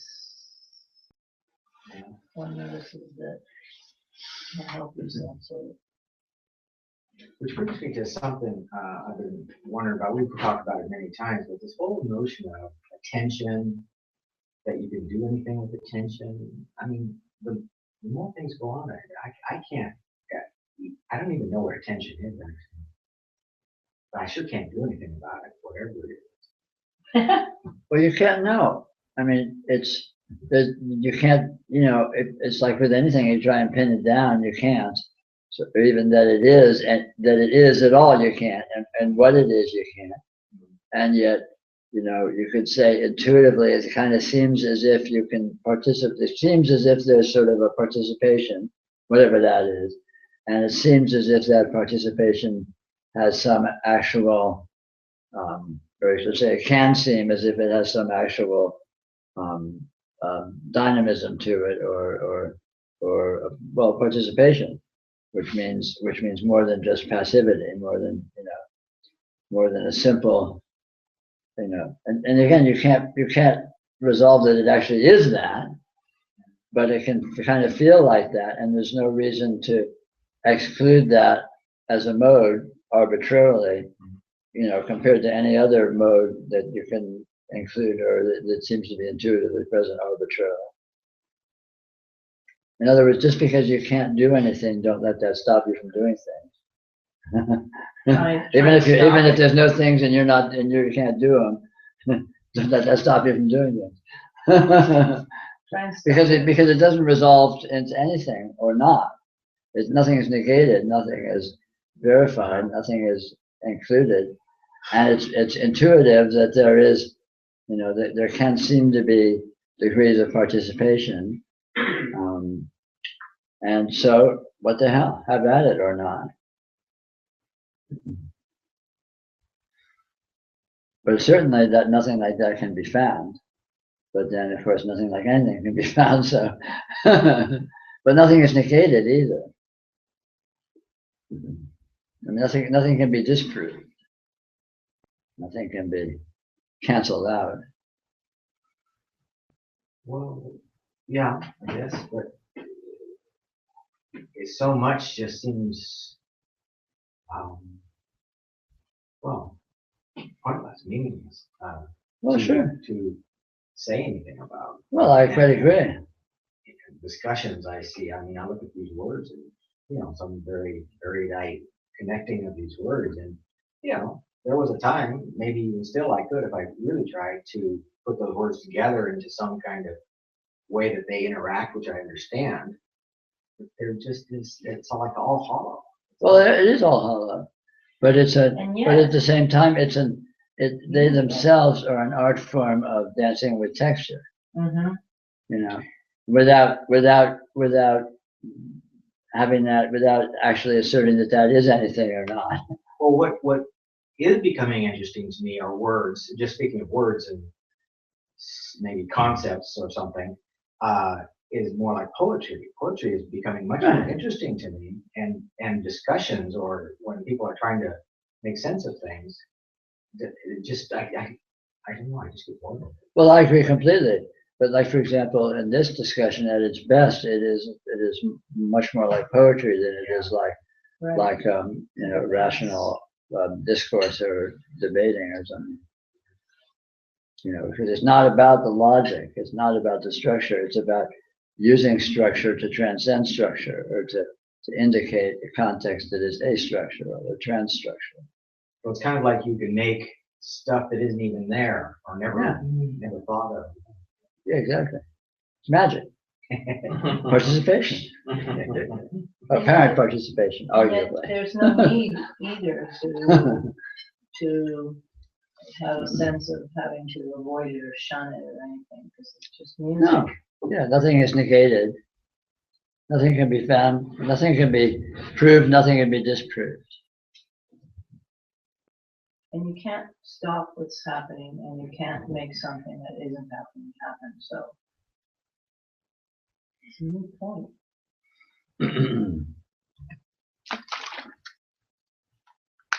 That was the other thing.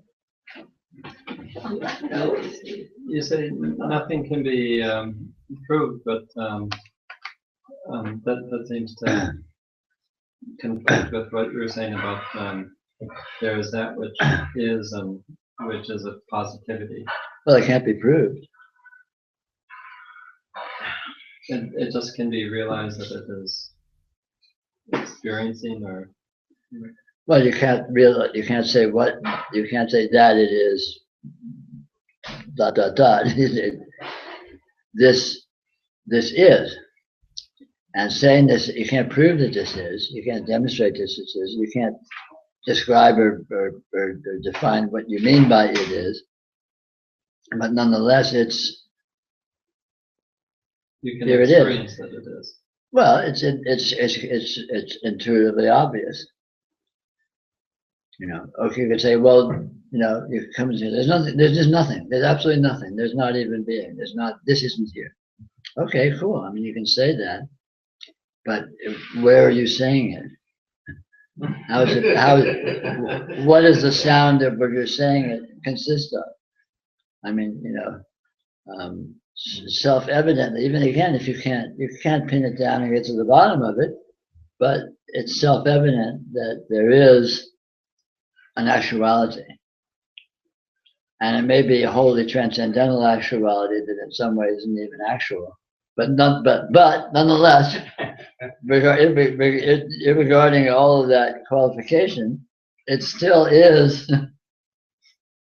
you know, and it's not about proving it, it's not about establishing it, it's just it's about noticing it Tasting. and tasting it, when you notice it and taste it artfully, you will discover that you can't find it that you're noticing and tasting. But that doesn't cancel it out. Not being able to find it does not cancel it out. On the contrary, not being able to find it reveals its very essence, its very nature of unresolvability. But the fact that it's unresolvable doesn't negate it. In any simple sense.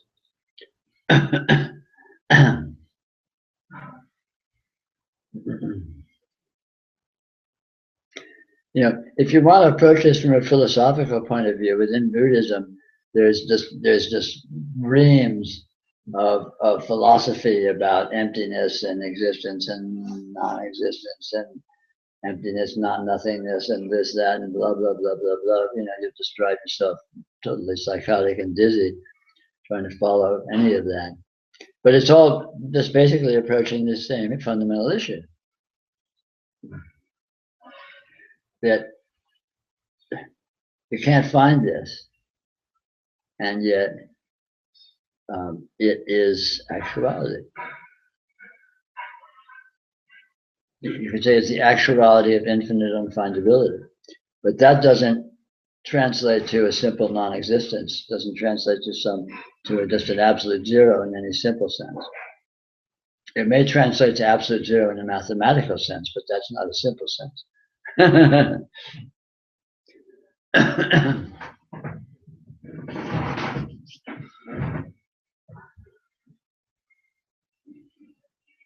so the point, as always, is find what this is by sensitive experience, by sensitive engagement, and don't worry about trying to make sense of it or define it or say what it is that you're finding or how you're finding it.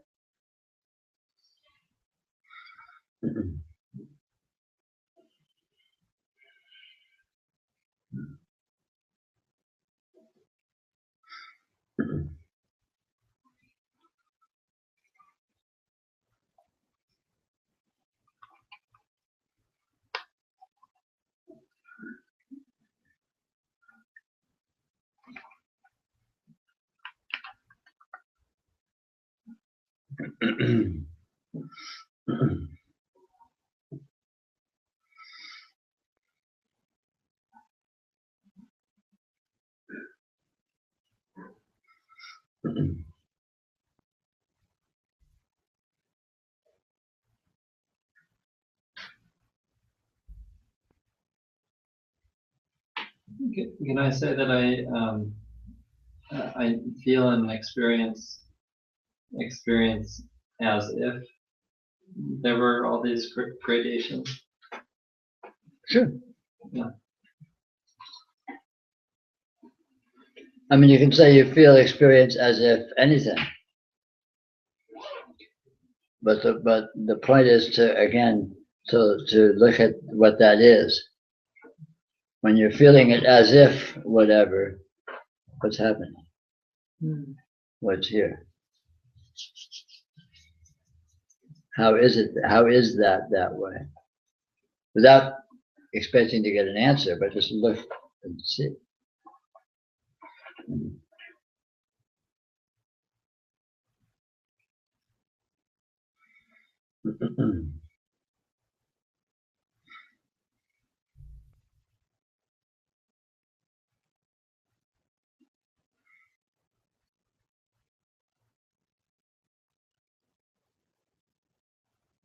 In a very comprehensive sense, spirituality is all about looking and not finding. And when you don't find, then you've found what there is to find. Because that completely invalidates the notion that there is something to find, which is what delusion is made of.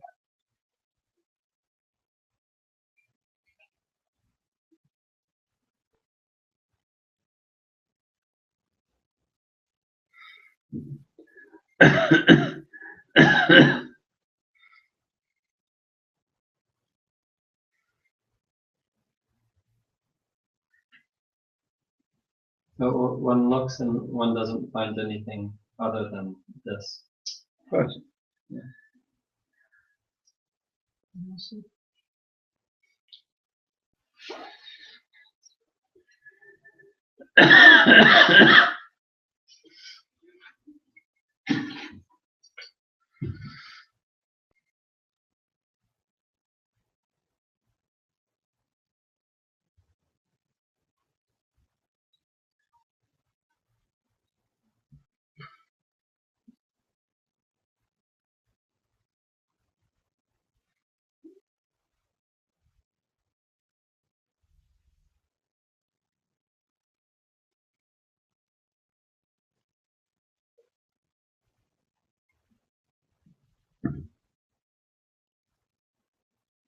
And when people, there's people that say they whatever, hear divine voices or speak to angels or something like that. That's they're not finding what this is. They're just lost in textures, or Well, there's nothing but textures, so if you're speaking to angels, that's a euphemism for engaging textures. But seeing that it's engaging textures frees you from the notion that they are angels, so that you can know what an angel is. Mm-hmm. You can't know what the texture is, so it's a moot point. All these textures could be angels.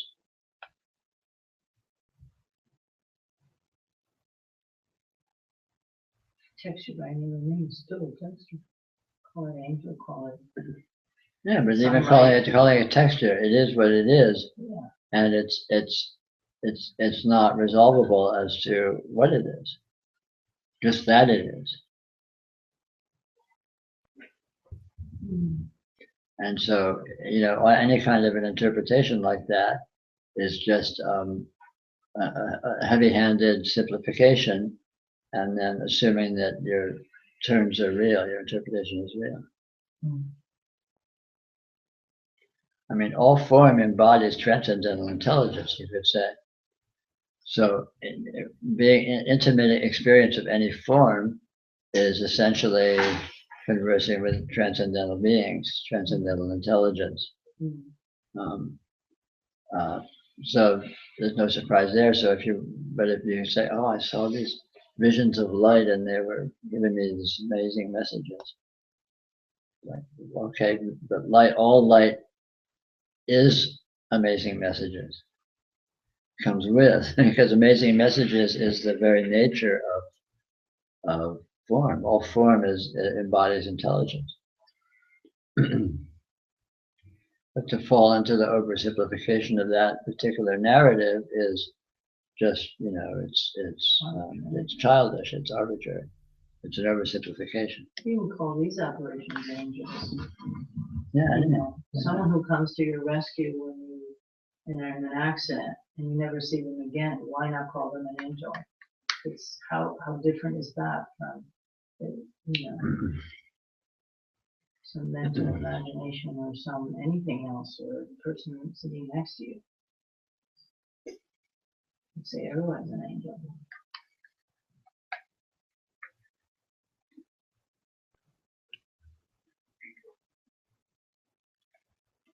The point is that I think, Peter, you're saying is that it's an interpretation, and nonetheless, whatever the interpretation is trying to represent, that is the interpretation, as well as that which is pretending to interpret is texture.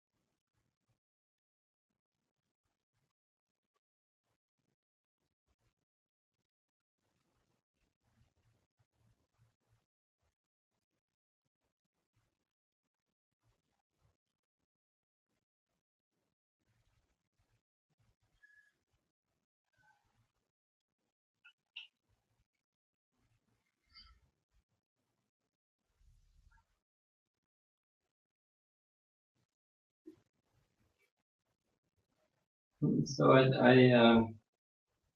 look at that cap on your drink box, you know, and I start to notice um,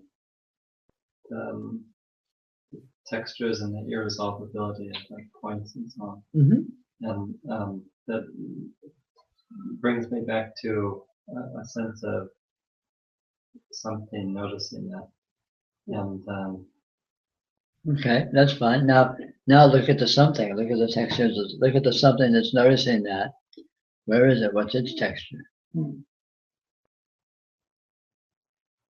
Try and find it.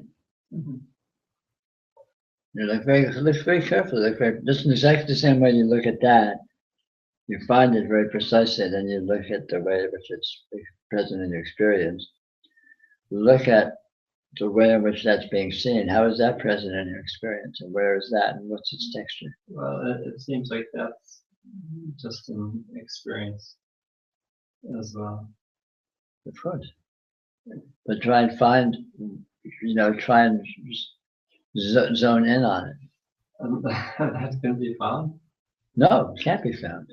But that's the point. And that's the point. So if you're looking at this and it seems to imply something that's looking, look and see if that's true. Look and see if that seeming is accurate, if it's an oversimplification of something which is not actually like that. It seems like I can only describe it in a very general, global sense. Yeah, but describability is not the issue. The issue is to really look at it experientially, very precisely, and just see its texture, see what it is, see where it is. Not in terms of coming up with a description, but in terms of directly and intimately and precisely experiencing exactly what's there, the way it's there. And you won't find anything that has any separateness or any autonomous or localization or anything that is designatable as a thing at all. So it just becomes an empty assertion. And there's varying degrees of intimacy I can have with that experience. Well, there's absolute intimacy is the only thing you can have with it, but there's various degrees of intimacy you can recognize. There's only one degree of intimacy, and that's absolute intimacy, and that's already a given. There's no degrees of intimacy, but this can be recognized depending upon what, that's kind of a way of, you could argue that it's a way of calibrating and noticing is the degree of intimacy that you are able to recognize. When it's absolute intimacy, it's just identity. Is identity. It seems what you're suggesting, that the process is getting us close to direct experience without the usual sort of knee-jerk tendency of getting attached to some sort of, Yeah. You don't need to suppress that, just ignore it. So that your mind may be sitting there thinking about it, trying to qualify it and trying to narrate it, and just let it go, because all of that's happening over where it's happening, and the textual intimacy is happening where that's happening, and they're in different dimensions. They don't get in each other's way.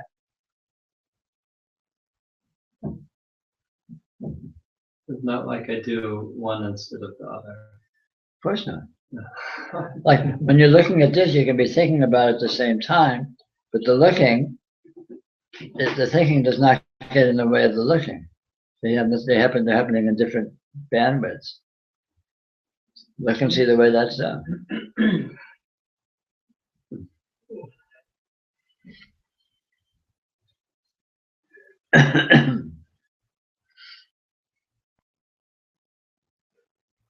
I mean, this is why you don't need it's a lot of sort of spiritual beginners and simple spiritual philosophies think, I have to stop thinking. I have to conceptualizing. It's completely irrelevant whether you're thinking or not, whether you're conceptualizing or not, because none of that gets in the way of reality. That happens in its own bandwidth and is what reality looks like in that bandwidth.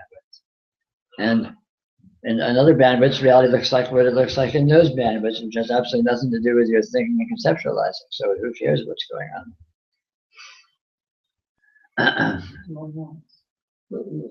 Some people talk about they have these spiritual experiences where their thinking stops for several hours or weeks even.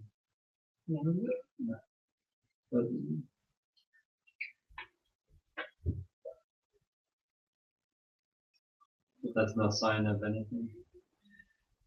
No, nothing's a sign of anything. It's certainly not a goal. It's a medical condition. Yeah. It's a sign of enough alcohol. My thoughts have ceased. I think it's really kind of just recognizing what's already going on. Like he's saying, regardless of whether you're thinking or not. You're just in that mode. There's a kind of noticing of the not thinking, but just the directness.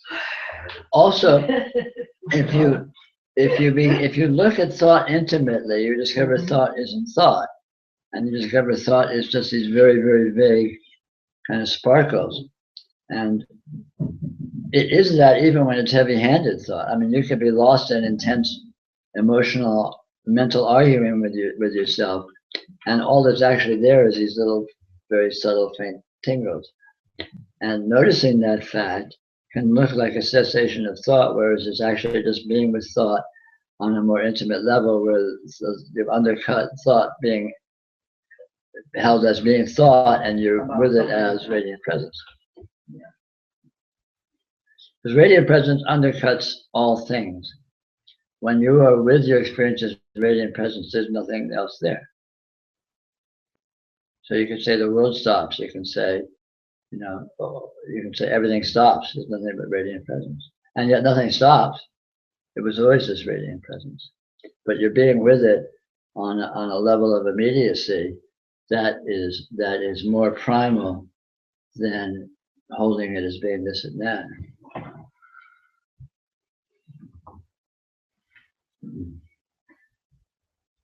The important point that I notice here is that it's important to see the direct experience that you're always saying, and there can be all sorts of descriptions heard from other people, and they're really meaningless because it's their experiences. And beyond that, language is so ephemeral in its meaning. You can't possibly know what they mean by it. And it could be a koan that you're hearing rather than a description of something specific. Yeah, bottom line is look for yourself. Exactly. And anything you've ever heard anyone else say supposedly is total noise and irrelevant. It's a koan. They're describing their experience. It may be the most profound truth, but it's useless to you. Right. The only thing that matters for you is seeing. You seeing. I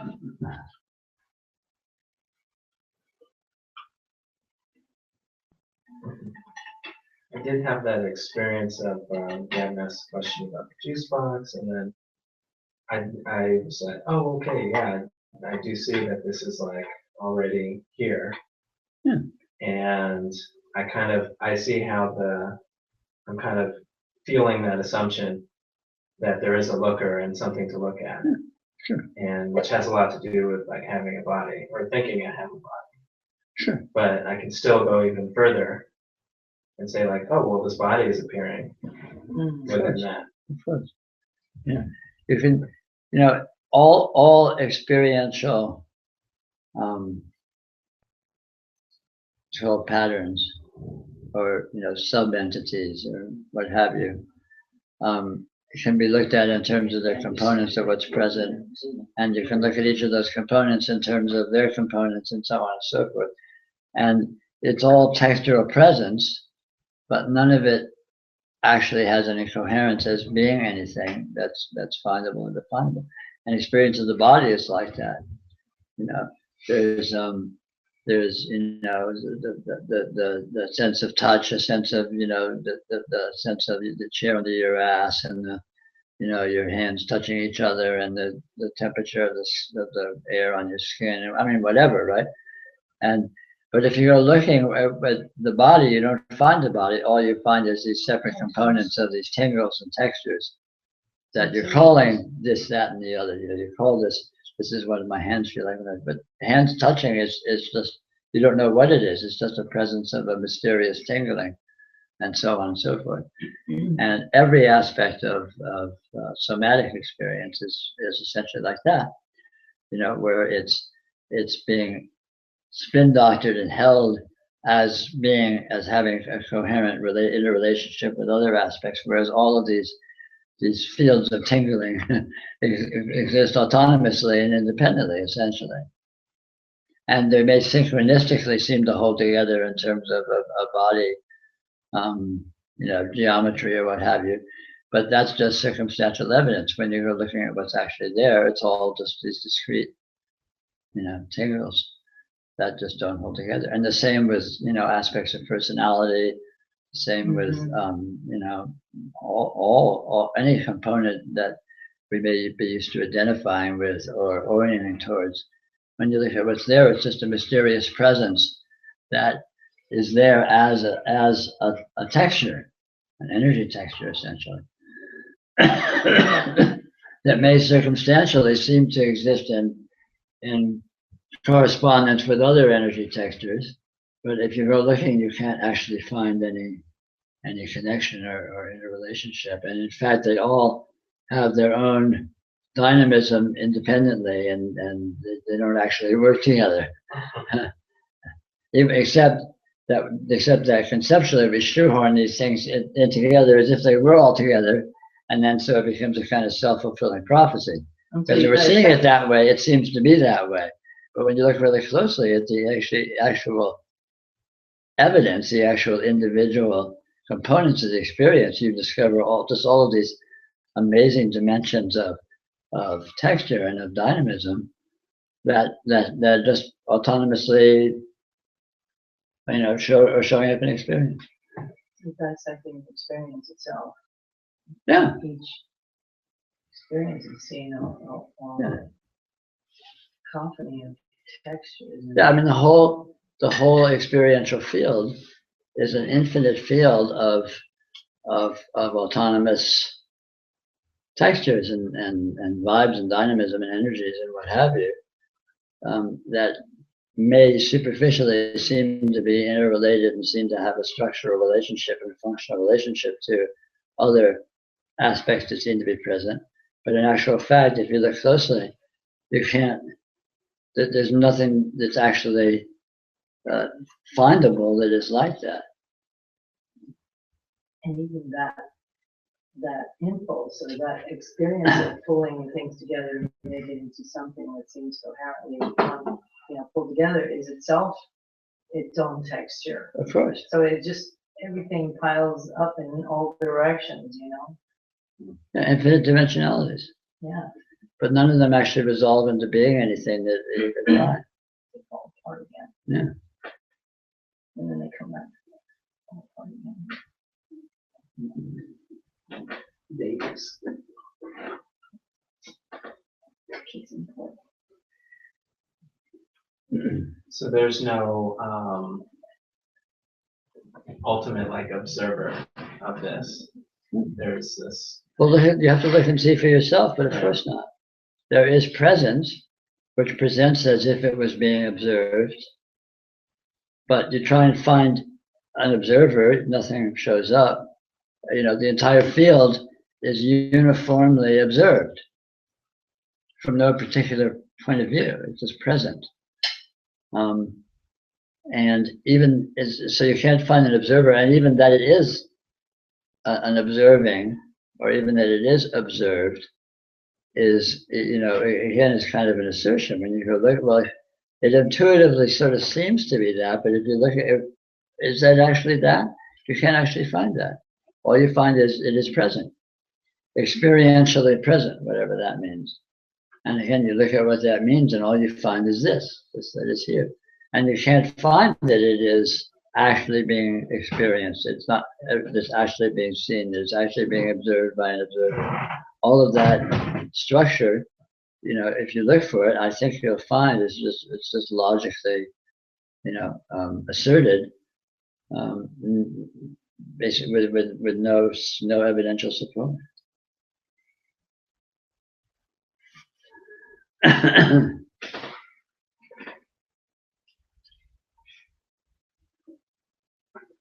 I mean, to me, presence is a really nice fundamental way of indicating, observer, observed, observing is really just a euphemism for presence. Mm.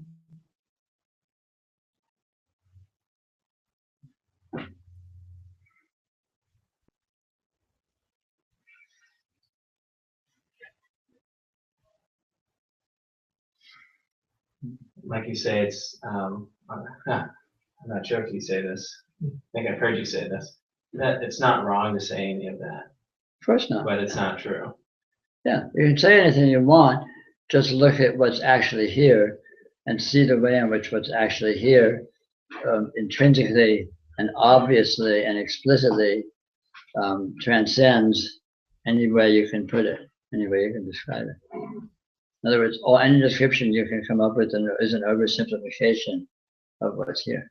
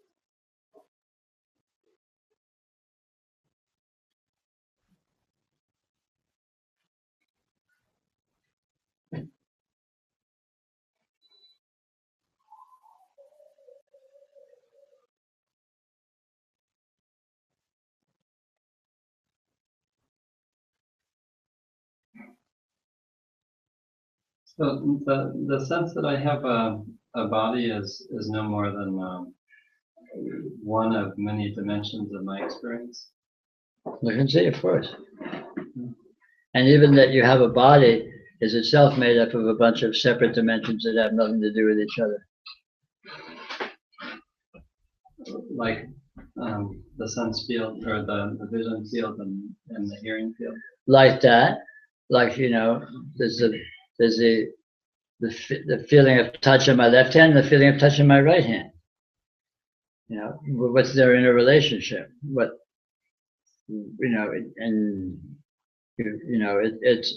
It's completely open-ended what's going on. You can, this seems to be present, this seems to be present. You can't really pin it down. So the apparent unification of any sense field is just another assertion. In other words, the notion that the sense field of touch is all a unity, or as any integrity. It's just a dimension of frequency or a bandwidth that is full of all sorts of information. And the information that's there, the only thing it has in common is that it seems to be distinguishable as existing within that bandwidth. But it's all unified by this, right? It's all part. Well, it's unified by what it consists of. If you look at what it's made of, it ultimately is nothing other than this. But it's not unified as being a body, and it's not unified as being a sense field. Bodies and sense fields are assertions about this, inaccurate assertions about this.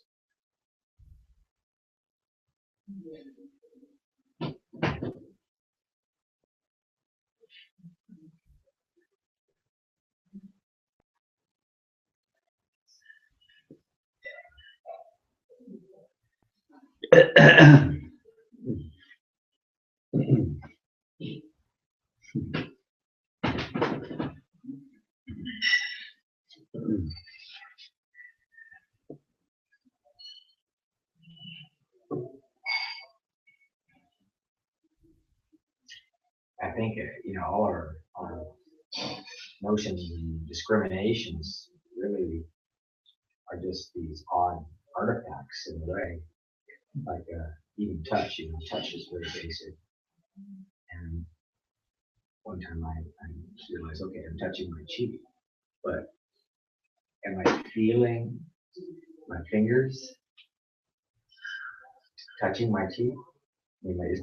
Or am I feeling my cheek? So obviously both things, all of it's going on. So there's just no way to undo it.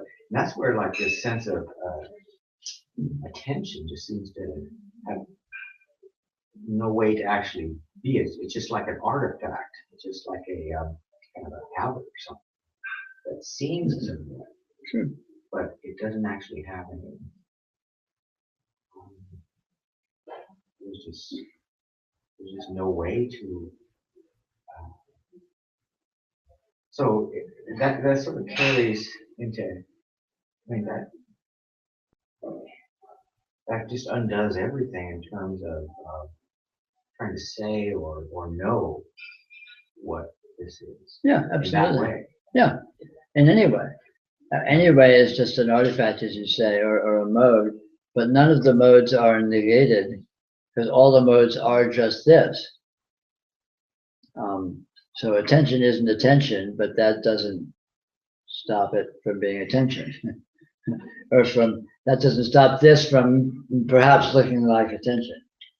Okay, but what seems then much more interesting, not as a function of that, but just like, since all that seems to like break down in any way that can be held or known, then this just,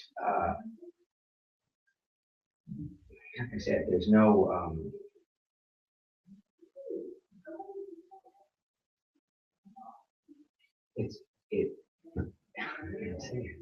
there's just this kind of weird freedom Sure. for everything to just seemingly appear as it seemingly appears. Yeah, absolutely. And there's, all that parsing of it. What is it? How is it? Just no. And that, so there's just this kind of flow, infinity flow. No, that's absolutely true. But all apparent modes of it, and even apparent partialities of it, are it, and it itself can present as if it was that, to whatever degree it does. So there's no hierarchy of better or worse or truer or less true. It's not like all these are artifacts, so therefore there's somehow second-class modes, and then the primary mode is this, this infinite. It's like, well, maybe in some sense, but in actuality, anything is its primary mode because it never leaves its primary. Actually, in a way, it's what's also freed is for this to be anything Exactly. it seems to be, Exactly. very specifically. Exactly. I mean, it's sort of infinitely specific. Absolutely. It has this wonderful quality of Yeah. this being endlessly Yeah. exactly that. Yeah, it has no untrue modes. It has no lesser modes. Any mode is the mother mode. Any mode is the essence. So that's why it doesn't matter what you do, but seeing the way in which that's so is what is liberating. Because until you see the way in which that's so, you're liable to hold unconscious hierarchies of this is better than that. Well, maybe so, but they all get busted up. Exactly, but once it's busted up, then you get to partake of that freedom explicitly, and it's more fun, arguably. I'd argue. Anyway, it's about quitting time, so I'm going to sign off.